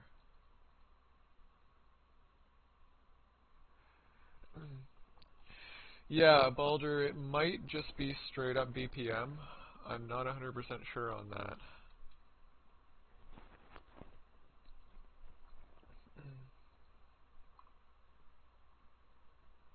It might also be a relative value where 7F is normal, and then going higher than that is faster and lower is slower. That's what they do with audio. However, on the flip side of that, it's kind of a lot more difficult to use a relative number like that for tempo. So I would like to think that it's just straight up 126 beats per minute. I mean, it seems I work a lot with music, and that's a pretty normal BPM. Yeah, 120 is kind of be, usually standard. Yeah, I mean, I could be totally wrong, but it's just kind of my intuition. Yeah. Let's roll with that for now, with that assumption. least favorite word, but yes. Right. Okay. So at least we've kind of proven here that we can sort of understand this file just looking through it. Now what the hell does this method do? So we are reading the next byte.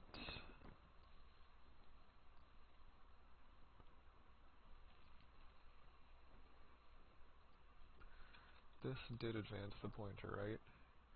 Yes, it advanced it by 4. So A0 is going to be 0. And we're incrementing the pointer again. Whatever 118 is should be currently 0. We are shifting that left by 7 bits. And then if the high bit is not set in that byte, we are ORing that value, and if it is set, we are ORing it with the low value. Why is this check even there? OR is a very fast operation, and that's not doing... Oh, okay, it's breaking out of the loop if the high byte is not set. There's this flag bit, second byte in ADPCM header, which says 0 loop end, 1 loop repeat, 2 loop start. So that could perhaps be the thing. So I think this is allowing it to be a multi-byte thing, because if the high bit is set, it's basically saying OR it and then loop again. Yeah, and shift to the left. So yes, this is reading a variable length number. Okay, yeah. That's exactly what this is doing. This is reading a variable length number. And it will keep reading until it finds a byte with the high bit set, and that's the last bit, or that's the last byte.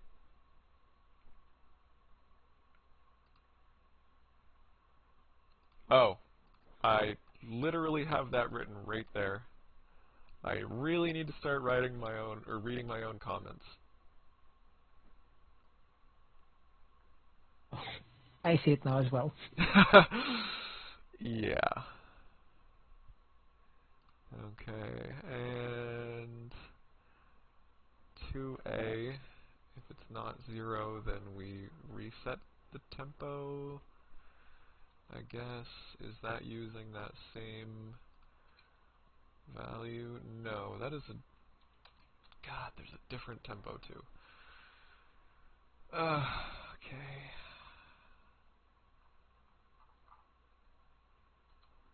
That's tempo in a different struct, I guess.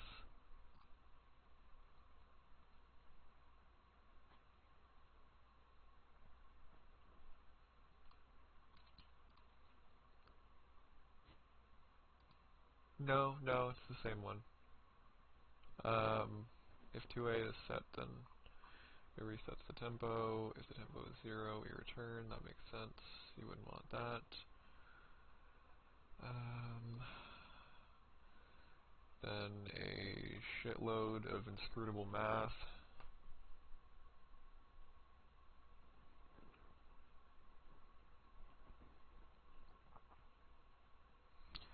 What is it doing? Who knows? Multiplying by 60, so we might be doing something with BPM here.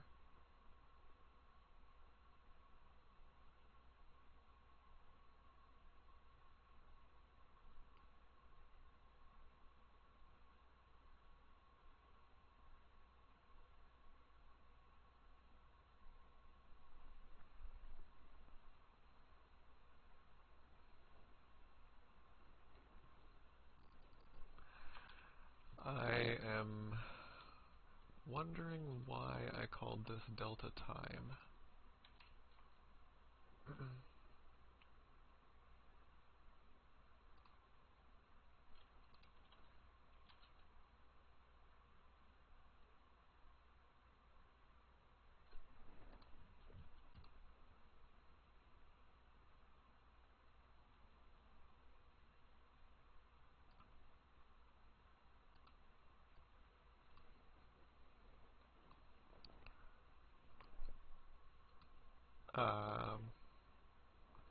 Sure wish I left myself a comment about that.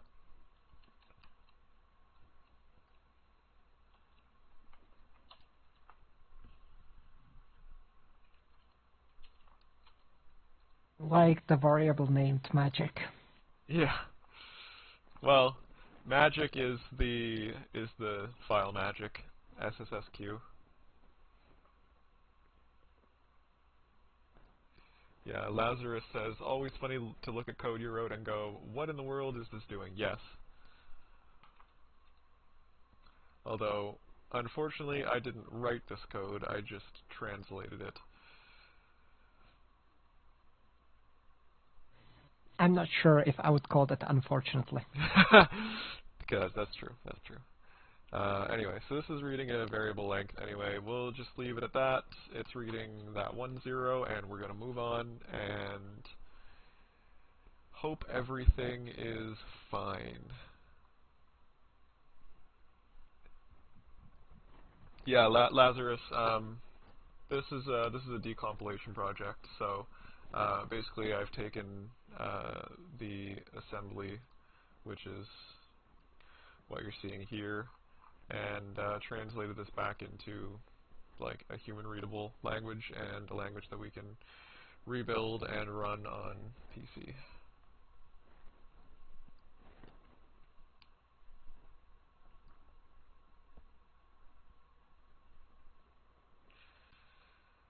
Okay, so this is loading the data from one struct into another.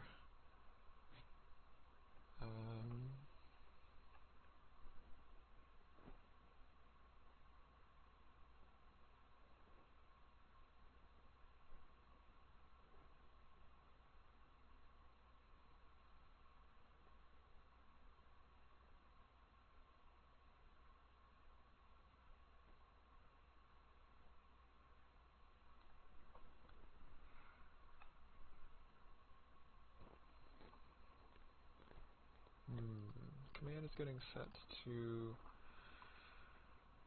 39, but where is 39 getting set?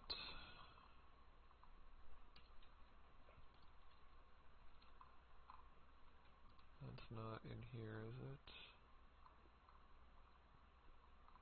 Doesn't look like it.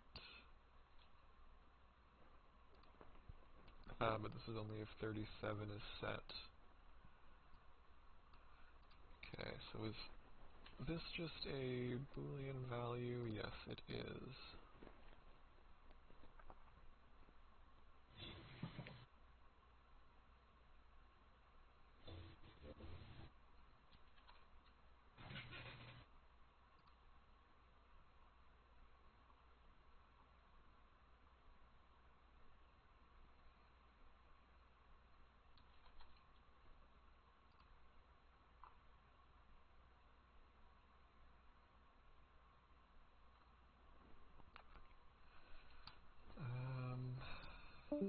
So I think I'm going to rename this to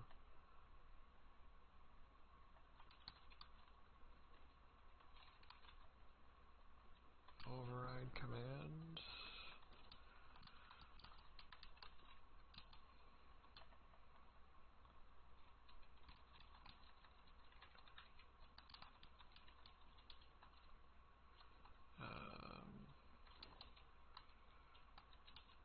Will get set to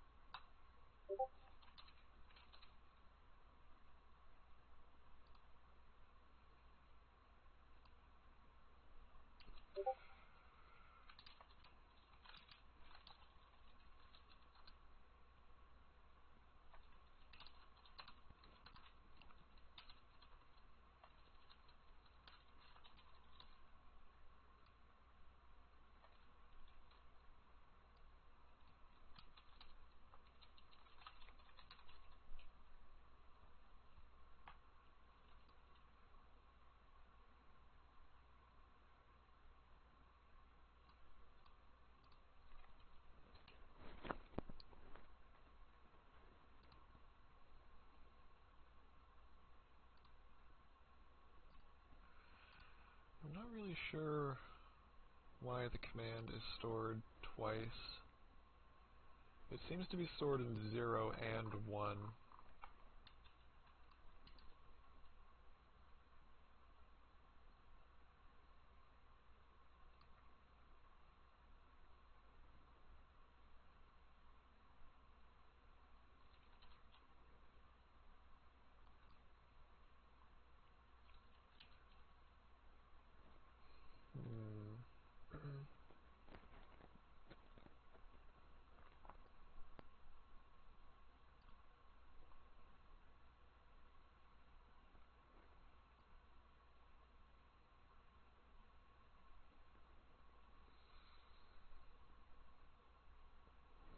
Okay, so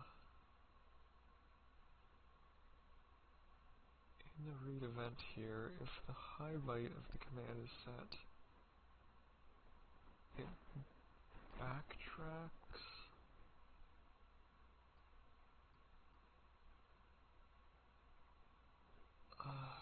Man, this freaking format. I don't know. We're gonna leave it at that for now.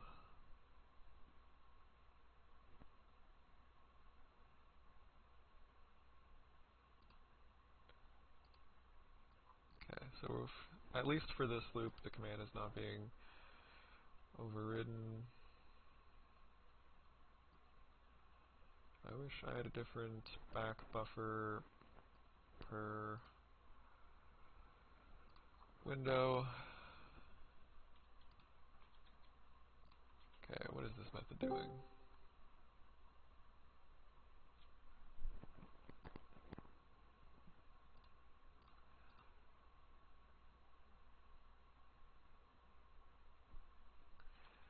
More inscrutable nonsense. Oh, this is interesting. Apparently we're actually modifying the SSSQ file at runtime.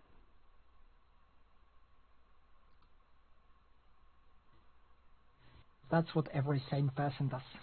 Yeah, right. This is unfortunate.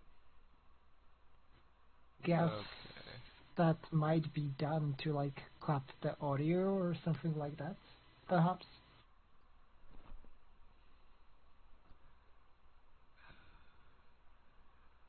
It looks like it is rescaling it in some way. Using whatever in the hell these parameters are. I'm not even gonna touch that. Alright, Balder, we'll catch you later. Thanks for coming, stopping by. Thanks, man.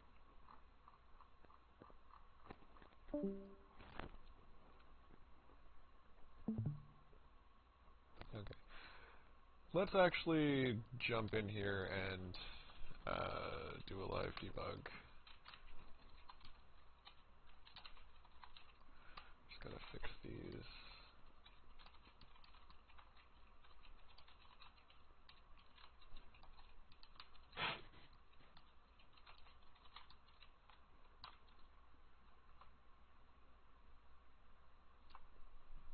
I love those humongous if-else statements. Oh, there's one, I think it's in the world map code, and it's like, we'll probably be able to see it just with me scrolling through like this fast.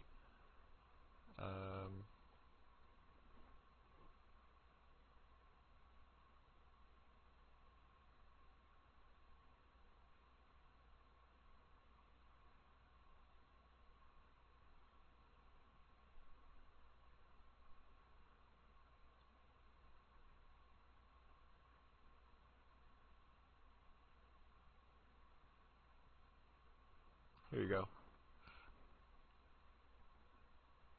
How does that make you feel? I could done it with like switch statements because those can be like really optimized in Java. I mean in C, but Why is it so big? Gotta. By the way, hi. Hi. Sorry. What's up? I consider more than 3 levels of indentations a sacred crime. Yeah. That's pretty extensive. Mhm. I wonder if they did, like, the first part was written, and then they had to, like, retroactively change it, and they just added to it rather than rewriting it entirely. Well, I can say with 100% confidence that the world map code was written by the intern team, because it's really bad. It's funny. What is it that's so bad about it? What did they do different? That's, like, not standard? Well, for example, one of the really egregious things is rather than like when they have like pointer dereferences and arrays, for example, like here, for example, this is an array of pointers. This is accessing the array, and then this is dereferencing the pointer. You can see that I do this once and cache it to a variable, right? In the world map code, you'll see a wall that is basically like this, of What the setting fuck? like one variable on each of these, and rather than just caching it once, they do the array lookup and dereferences every time. The weird part is, if they had compiled that code with compiler optimizations turned on, it should have optimized that all away. So not only did they write it with did they have the interns write it, but they compiled it with no optimization for whatever reason. I think that might be because they're targeting the SX. No, everything else is compiled with optimization. Okay. So I don't know. And stuff. Just Legend of Dragoon things. Okay, so this is getting set to pointer 1. Just as a sanity check, let's do a dereference of this. Yeah, that looks fine.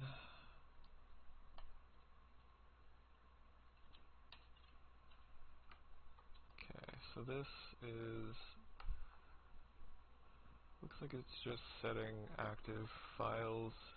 Yeah, this is just grabbing everything and caching it in saying, like, this is the current SSHD, this is the current SSSQ.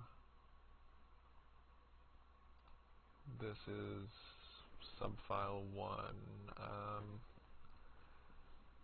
Okay, I'll give those names after this.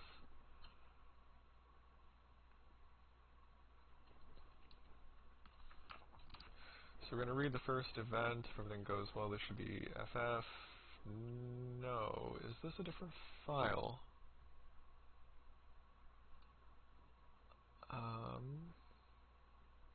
I haven't looked at code in so long. So long. This is 5820.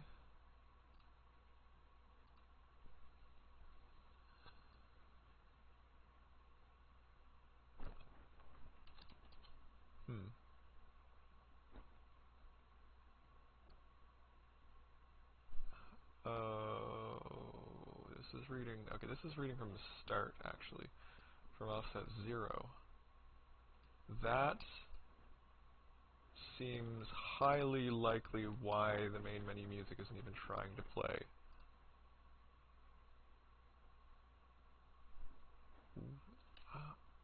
Hold on. Where is this A0 coming from? What did I just do? Both these. Hmm. Oh. Okay, C4A4. That must have gotten set in here. C4A4. So that got set to... That did get set to this file.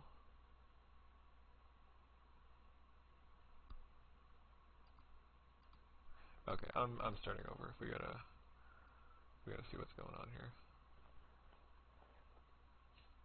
The audio quality on your mic is so much better in the Discord chat. Oh, is it not great on YouTube? It's pretty bad on YouTube, yeah. That's unfortunate and also weird.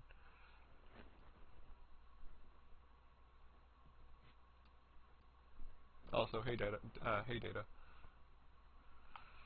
Yeah.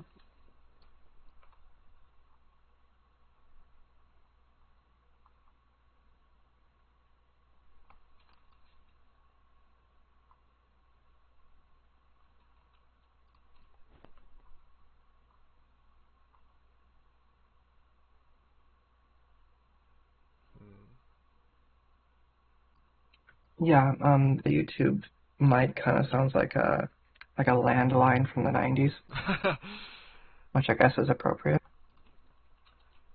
Yeah, we'll just roll with it. It's fine. What are you working on right now? Just like sound stuff, or? Yeah, we're Elepri and I are trying to reverse engineer the sound format. Unfortunately, It's very fun. it's probably the most complicated code in the entire game. Is this why there's still like no music? Yes, exactly. Were you there for the stream where I showed the Celeste music? I don't think so. Alright, open up the YouTube stream if you don't have it already open, and I'll just, I'll show you what it sounds like. Okay.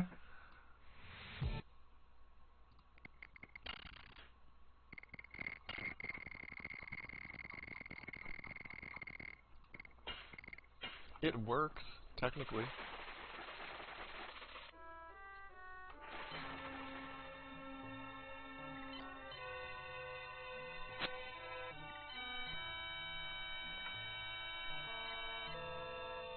It sounds like a song, kind of. Oh, wow. Yeah. Now you understand.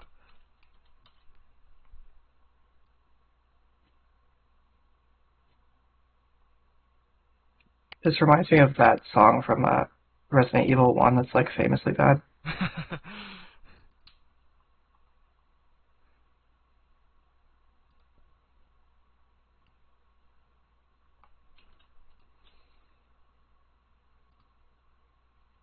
It kind of reminds me of those like there's this famous thing of someone playing the Titanic song. The shitty Like, flute songs. and it's just purposely like off tune and stuff like that. Yeah, that's exactly how this sounds.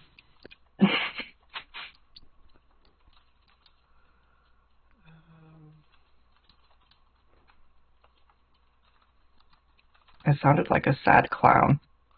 Yep. Okay,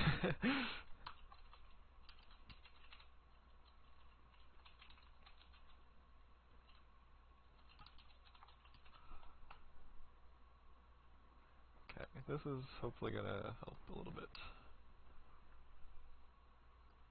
This is how you spot someone who's experienced with code, actually using logger instead of just printing.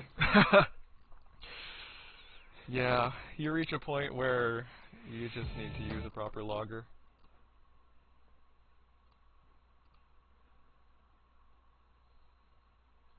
And people who know how to use format strings.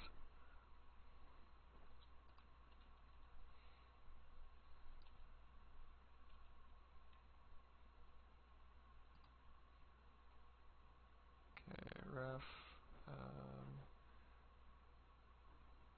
4FDE20. Huh, okay. So I think we're looking at different files. What the hell are we looking at then? Okay, I'm gonna add some more logging.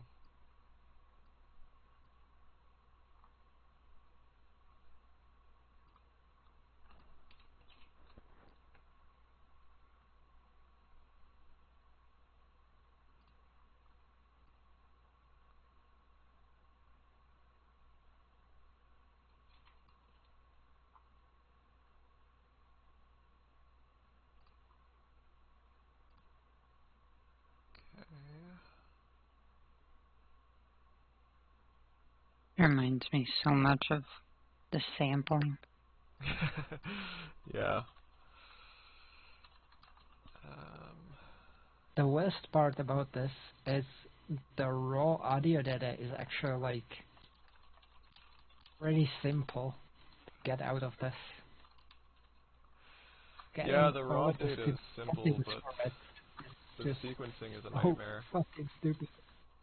Why do you think the sequencing is so, like, overly complicated? Is it because of the porting, or is it just that's what they did? It's very, very One similar of to the MIDI. reasons The only reason they didn't use MIDI is because it was very expensive to license at the time. I believe it's a free standard now, but back in the 90s it was very expensive and they would have had to license it. And it's basically just a MIDI knockoff. And the MIDI format is quite complicated. also the reason kinda is that it's based on a format that's based on a format that's based on a format, and they modified it, and it's like halfway to what was standard on the PlayStation 2. Yeah. It's kind of like a work in progress code. Yeah, this is kind of like an experimental format that they were developing at Sony in kind of like the transitionary period to the PS2. It's a format that only a few games use, so it's kind of like halfway between the PS1 format and the PS2 format.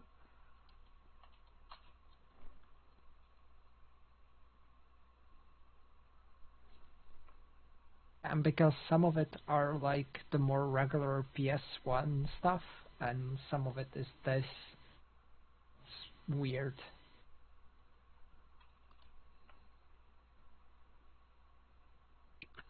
What if you were to just like scrap the whole music system and just give it like a dot wave and just like write your own, like just play this on a loop until whatever? The problem is we need to be able to extract the sound files. We are going to convert them to MIDI, but we need to be able to do that conversion. This code is all going to go away, but yeah.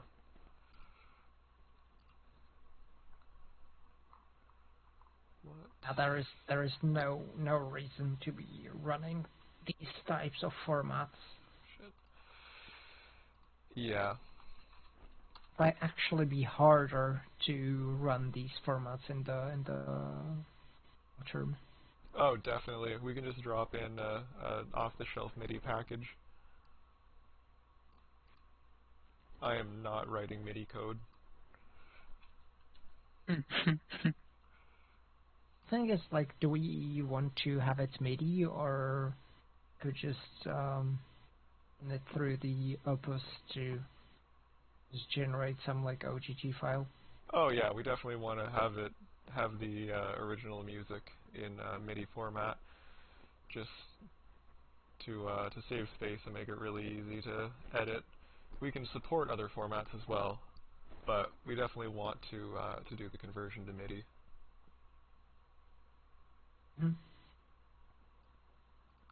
Okay, so let's sanity check here. Playable sound index should be 1. Okay, so this is a different...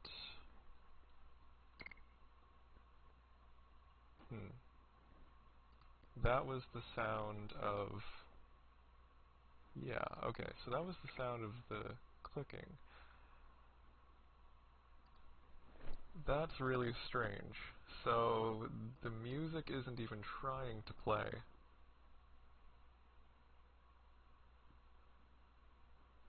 Why is that?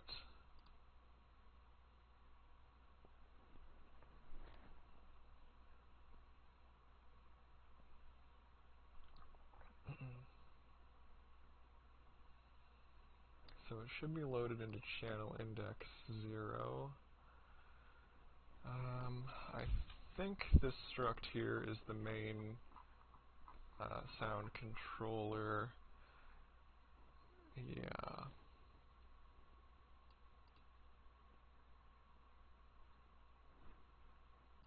This should have...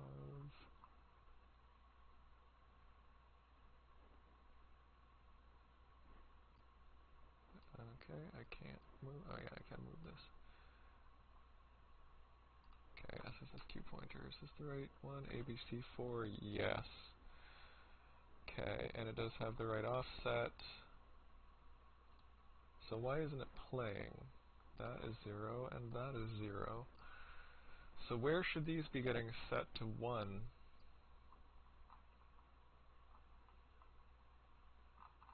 Yeah, okay.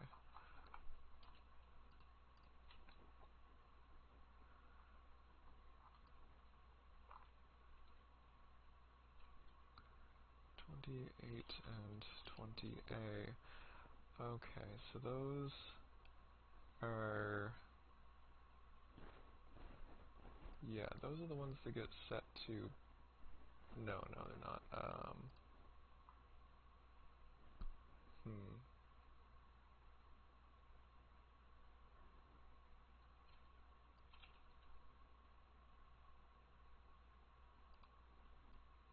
Is it fair to assume you do coding as a profession, Monoxide, or is it a passion? I am a senior PHP engineer, which is not a passion, but fun coding is a passion. Why do I feel like this isn't the fun coding? No, this is the fun coding. Oh, The okay, stuff I do good. in my free time. Is it? Being senior often means you don't get to code anymore, so I guess Monoxide is compensating. Yeah. You like the puzzle aspect of it, having to figure it out, and then the reward of it working? Yeah, exactly. The puzzle is kind of what keeps me doing it. I like big, ungodly, complicated puzzles. I can relate. Okay, so I think I'm actually going to fire up no cache here and see where that gets set.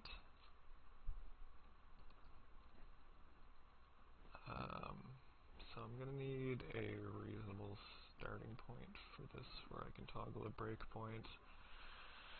I think that will probably be here. Because I need one of these structures.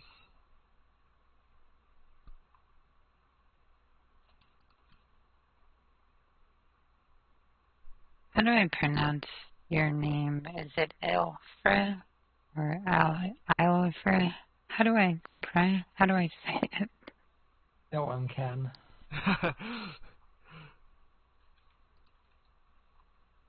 I guess you will never know.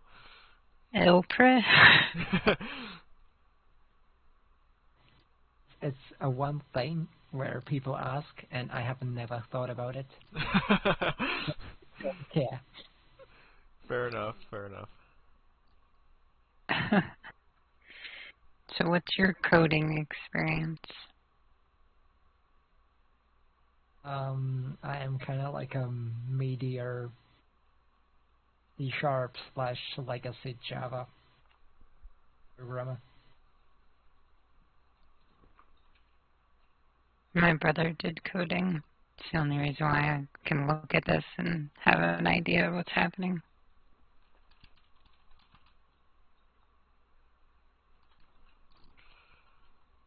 I used to watch him do coding. He had a little dance he'd do when he'd actually figure it out. Yeah. He'd always have he'd be like, suck this dick, and get up and start parading around the room. It was so funny. The worst part is that's completely understandable. It was how he was all the time. I'd be gaming. He would do the coding off the clock just because he wanted to do other shit when he was actually at work. So we'd be at home just chilling, and then suddenly he just hit both hands on the desk, which his desk was the opposite side of the table of mine, and so my entire desk would shake, and then he'd do his little thing. I'm like, okay, dude, I understand. I understand it took you 3 hours to figure that out, but a little bit of warning next time. Yeah, for real. Okay, A2 is C4 D0 minus E0. Kind of reminds me of the 5 stages of debugging.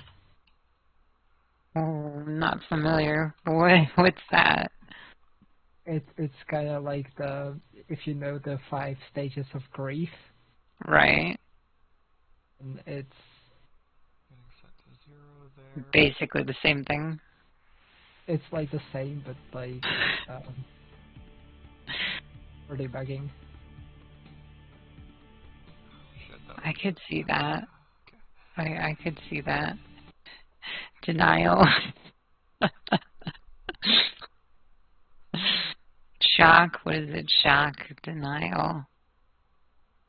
It was like that was like denial. Well, it worked on my machine. You're probably doing something wrong on your end.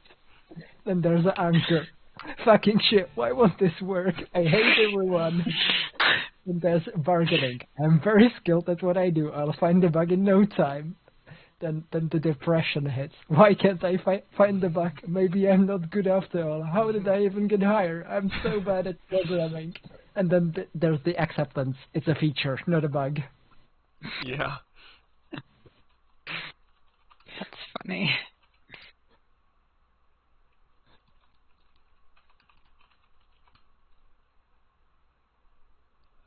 Okay, so it I should can relate be to that. the one right here.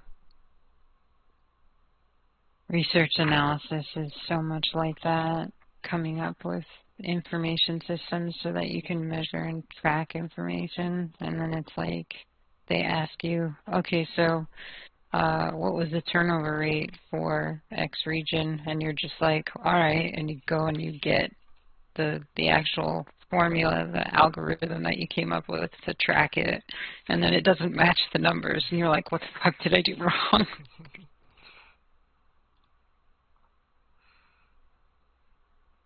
What do you mean you can't tell us? Well, you see, when I made my algorithm, I didn't drink enough at the time, I guess.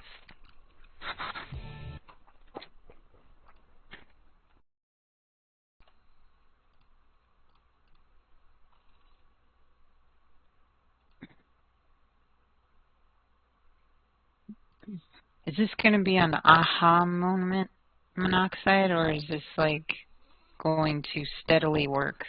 Like what stage are we at in the process? Right now, we are firmly in the what the hell is going on stage. Oh, so anything could happen. Got it. Yeah. Lazarus says, are the middle 3 steps trying out random Stack Overflow hacks? Usually.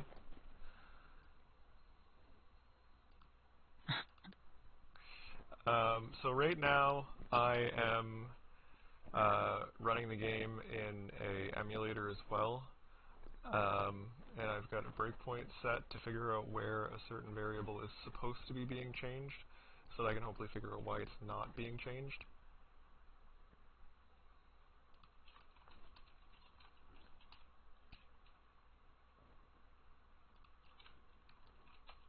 But like you know, if you're ever like having an issue with some kind of a problem and it makes you feel like you should be drinking, like you don't have to despair. Like we go by statistics, like the leading cause of death for chess players is alcohol.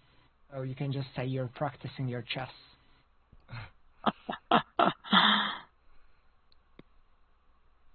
Okay, so this must be something that's happening in the DMA completion method that is not happening.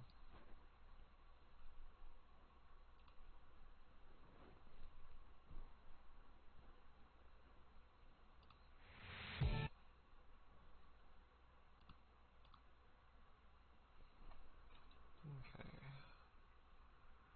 So this is SQ channel index. Gonna make sure we have the correct index here.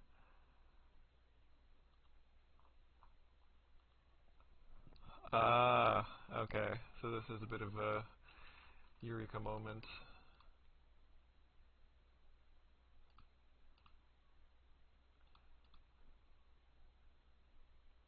So this variable here, because I changed the code to load files synchronously so that they get loaded immediately, this callback right here is getting called here, but it relies on this variable being set. So we have a race condition. The unfortunate part is calling this function relies on this function having already been run. So we have a chicken-egg problem, and I think we might have to rework how this happens a little bit.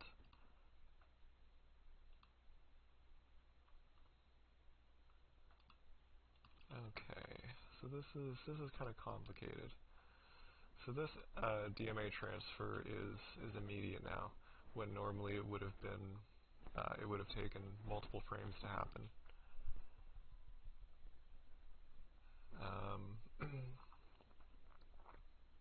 This has been a big problem with making the game load so much faster, is that the game expects certain things to take a while to happen, and when those things don't take a while, sometimes they try and use something before it has been set.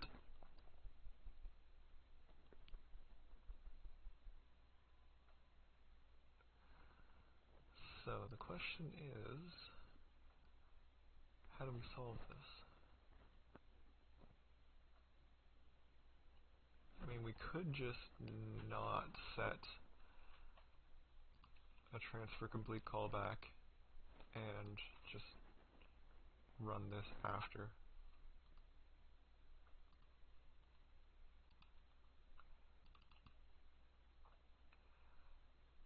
Yeah, we're going to try that, see what happens.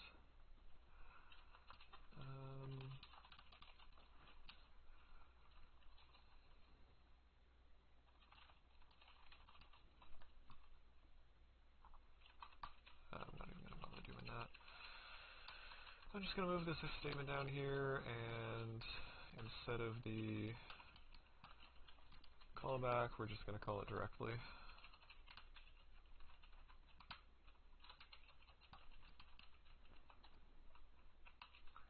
Alright, I'm just going to play this without debugging and see what happens.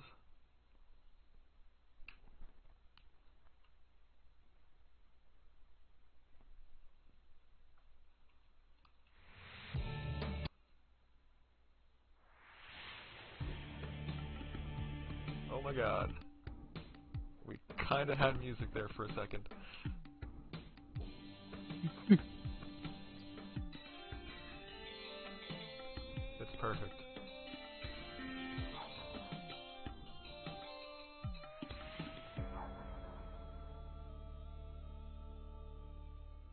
The pitch bending is working.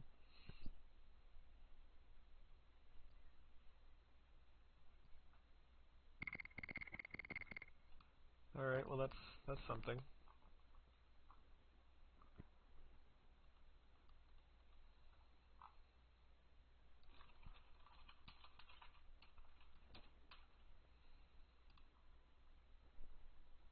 Okay, so now if we step through this, we should get what we expect. I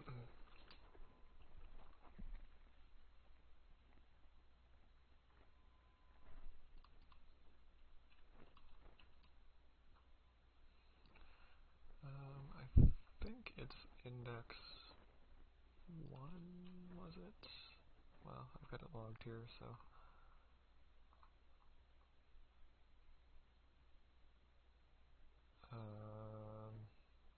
where's the logging? Am I completely blind? Oh, it must not be loaded yet.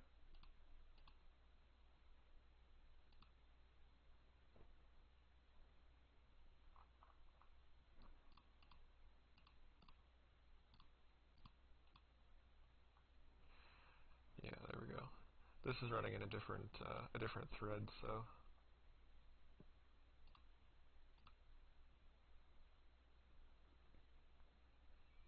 Okay, so it's channel index 0. Let's just compare... we have a null for the SSFQ. Oh, I think it gets set in here.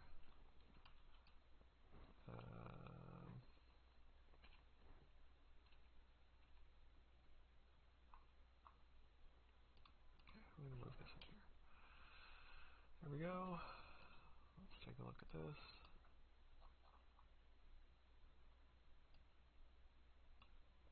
Yeah, FABC4.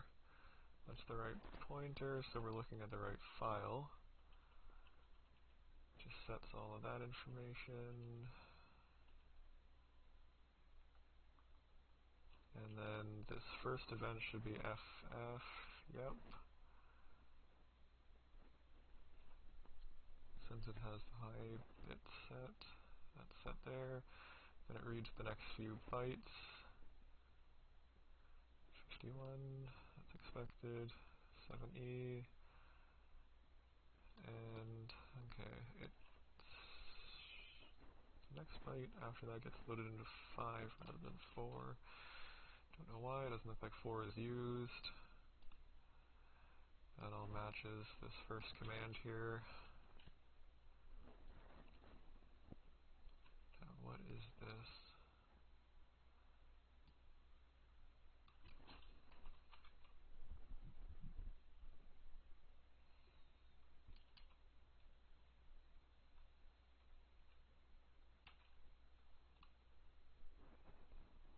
Okay, so 20, 29, 20. So if 20A is set, which it is not, that does this. 28 is 0.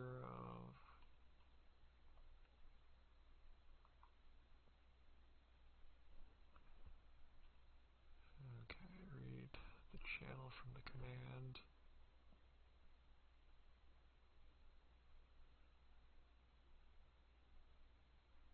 Okay, if the command is 9F or lower, it does something special, but it's not.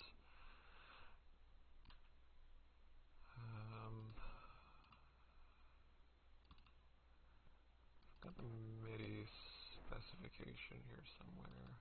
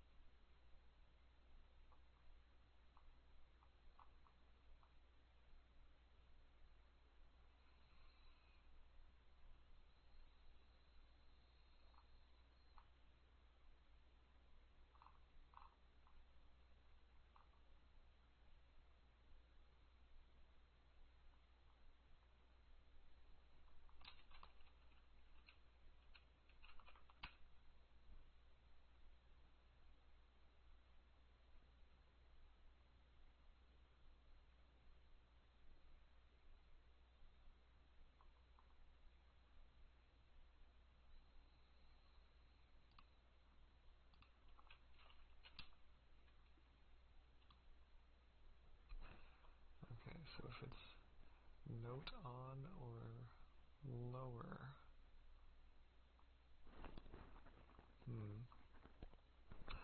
Don't really know what to make of that. Anyway,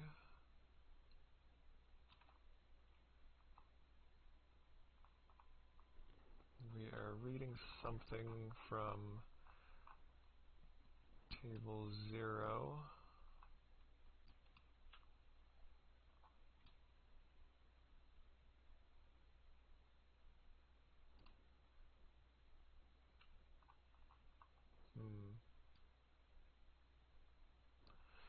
I guess this must be reading something from the patch table.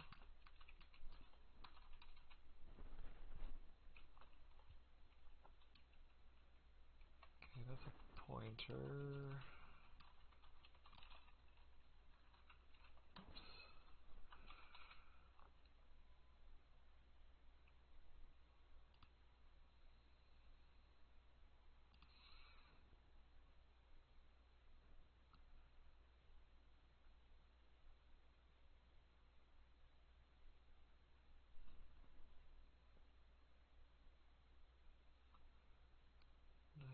Oops. I don't know. I'm not going to spend too much time on this right now. I'm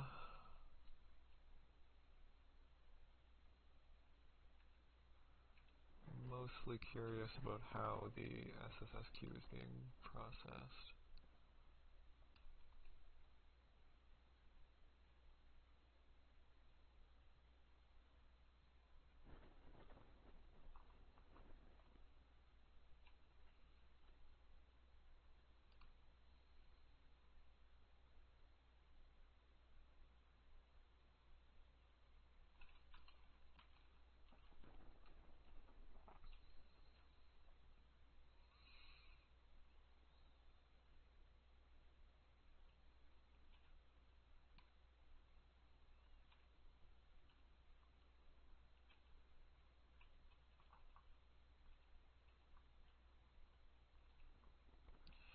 Yeah, so we're getting a tempo command here.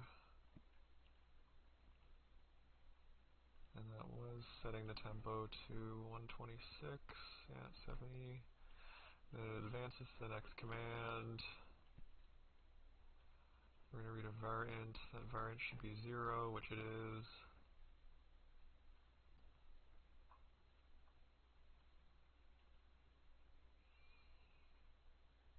Then it's doing a bunch of math. Okay, 3C is 60. 3C is 60, right? Yeah. So it's going to be 3600, so that's number of time in an hour.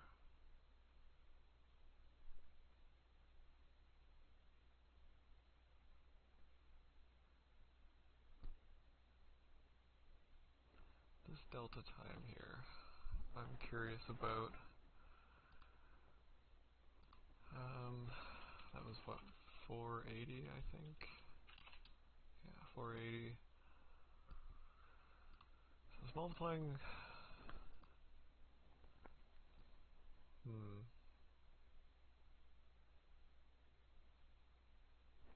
Multiplying the tempo by this delta time, by 480, for some reason.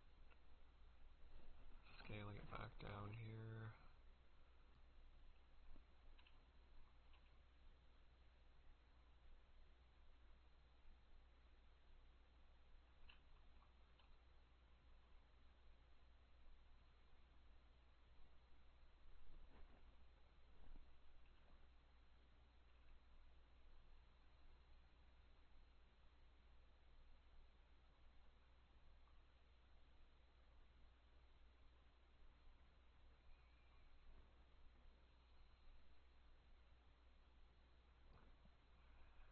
Yeah, this is going to take a lot more investigation. I have absolutely no idea.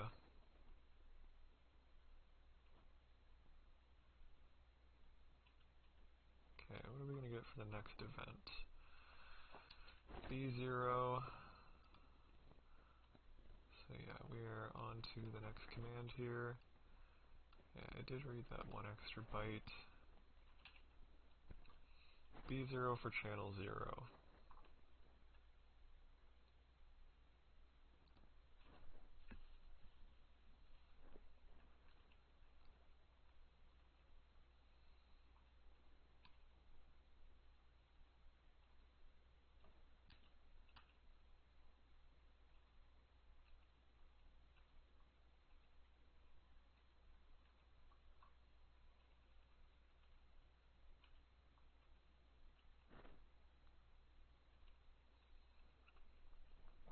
So that's control change for 7. Yep, that is setting the volume.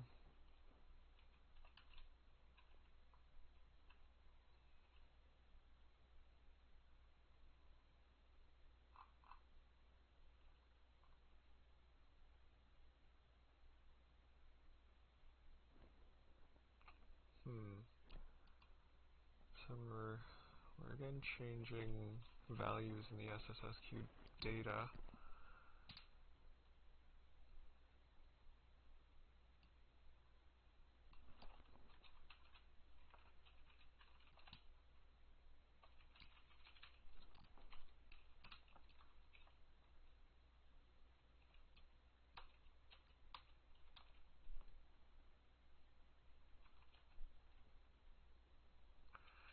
Yeah, so 7F was the volume, that's normal volume.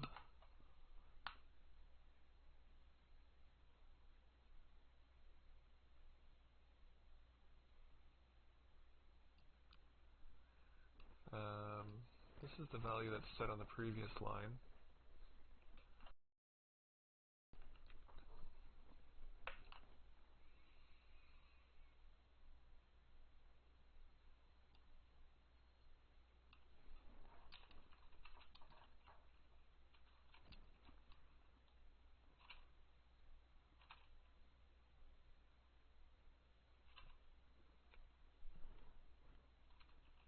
Oh, this is a different pointer into the SSSQ file.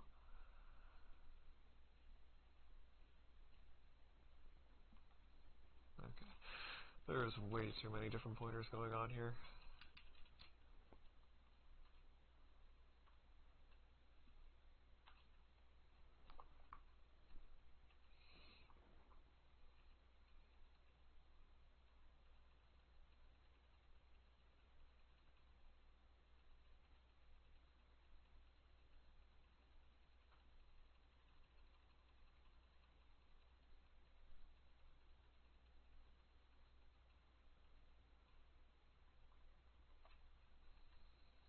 And advancing by 3.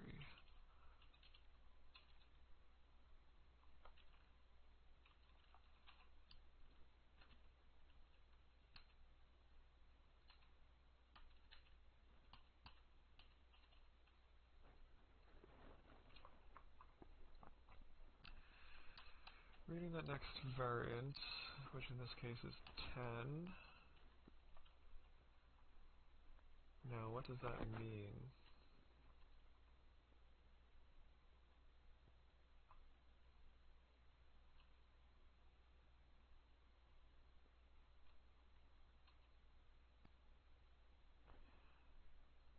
Interesting, and it's doing this stuff with the tempo every single loop. I wonder if this code is wrong, and that's why the tempo is kind of all over the place.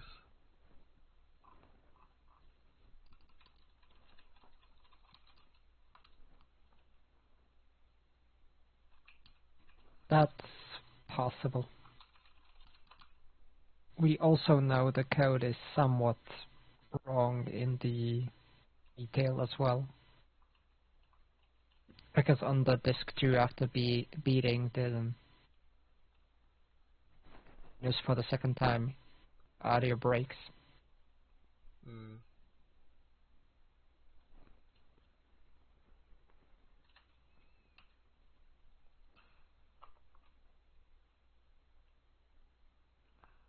Okay, so we are going to yield because that value is changed now. Yes, okay. So I don't know what that value means, but it does stop the loop.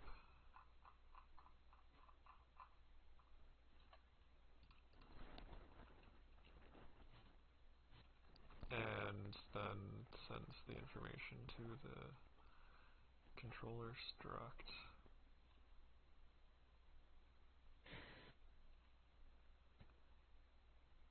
Huh, okay. Yeah, okay, so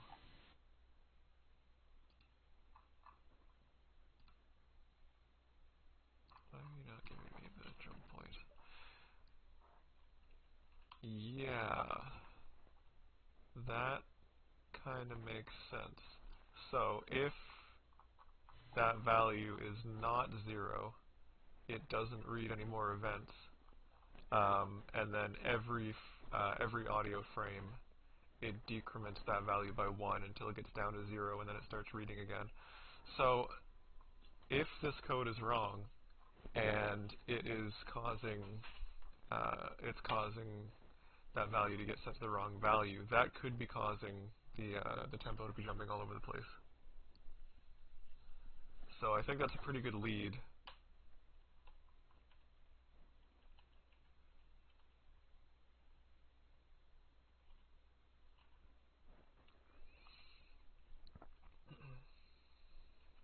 Okay, so back in here, is this the right channel index?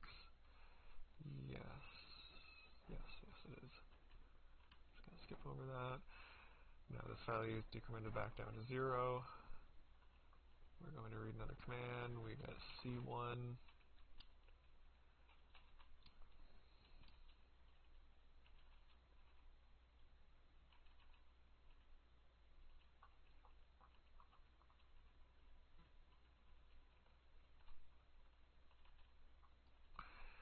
We might actually be getting somewhere.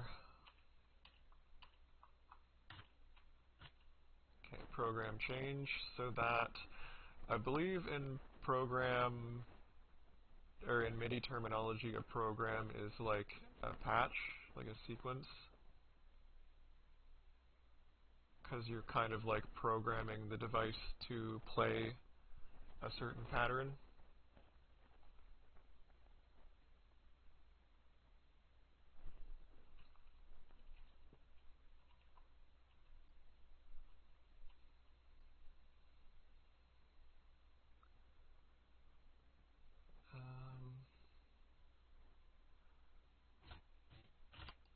So the program is this value here. Let's see which one it's reading. 2. So yeah, it's that next value there. And we're advancing by 2. Skip over that.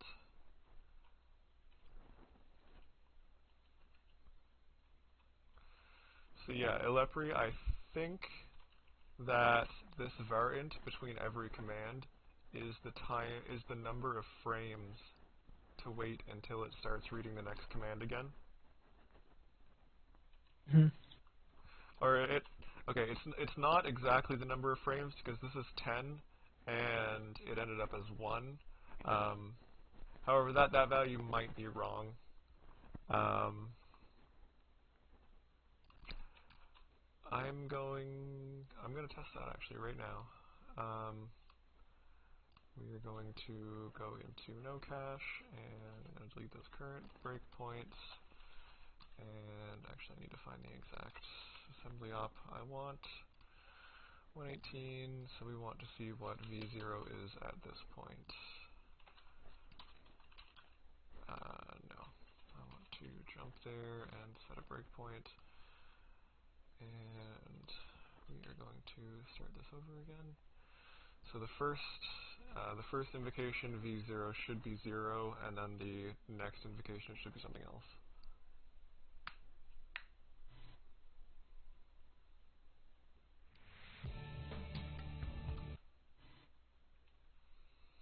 Yeah, V0 is 0. V0 is 1 there. which is what we're getting in the decomp. That doesn't necessarily mean the decomp is always right, though.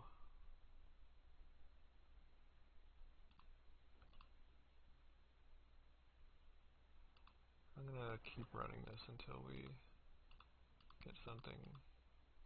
Okay, we get another 1 there for the next value that's actually a value. I'm not convinced that code's right, even if it is right sometimes. But this, having multiple 60s here, this does strike me as time code.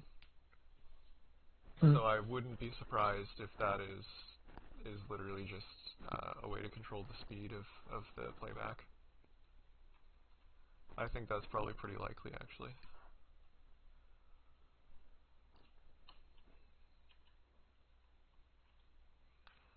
Okay, we're going to read another event. This one is C2. To me, it sounds more and more like actually getting the data converted to a MIDI will be a pain. Because it's based off the scripts that are gonna be able to change the while it's in memory.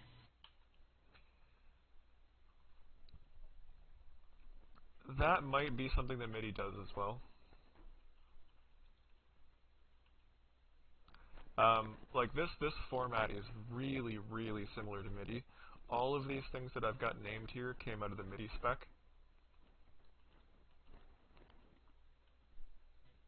Yeah, but I think these settings are set at the beginning of the MIDI file. We'll have to see. I'm not sure.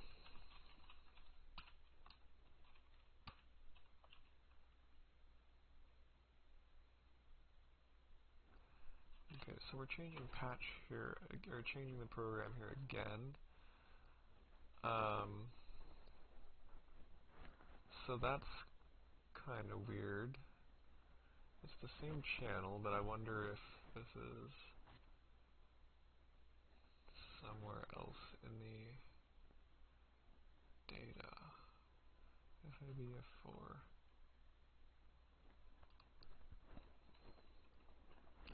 This is definitely going to be a very, very iterative process to get this actually working properly.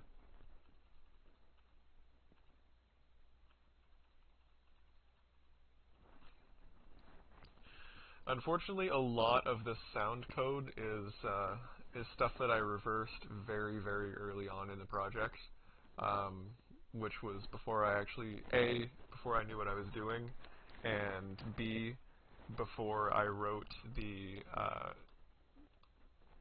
ASM translator tool that does a huge amount of the work for me. I was literally just like reading through the hex in Ghidra, or the assembly in Ghidra, and just translating it all by hand, which was extremely slow and extremely error prone. But this tool, basically, I just copy the output from Ghidra, paste it into a text file, and run the program, and it does like 70% of the work for me, and then I just kind of have to restructure the control statements into actual code. That makes things a lot easier. I'm kind of regretting opening this. Why? Oh well. It's doing the Ghidra, or the Gradle setup.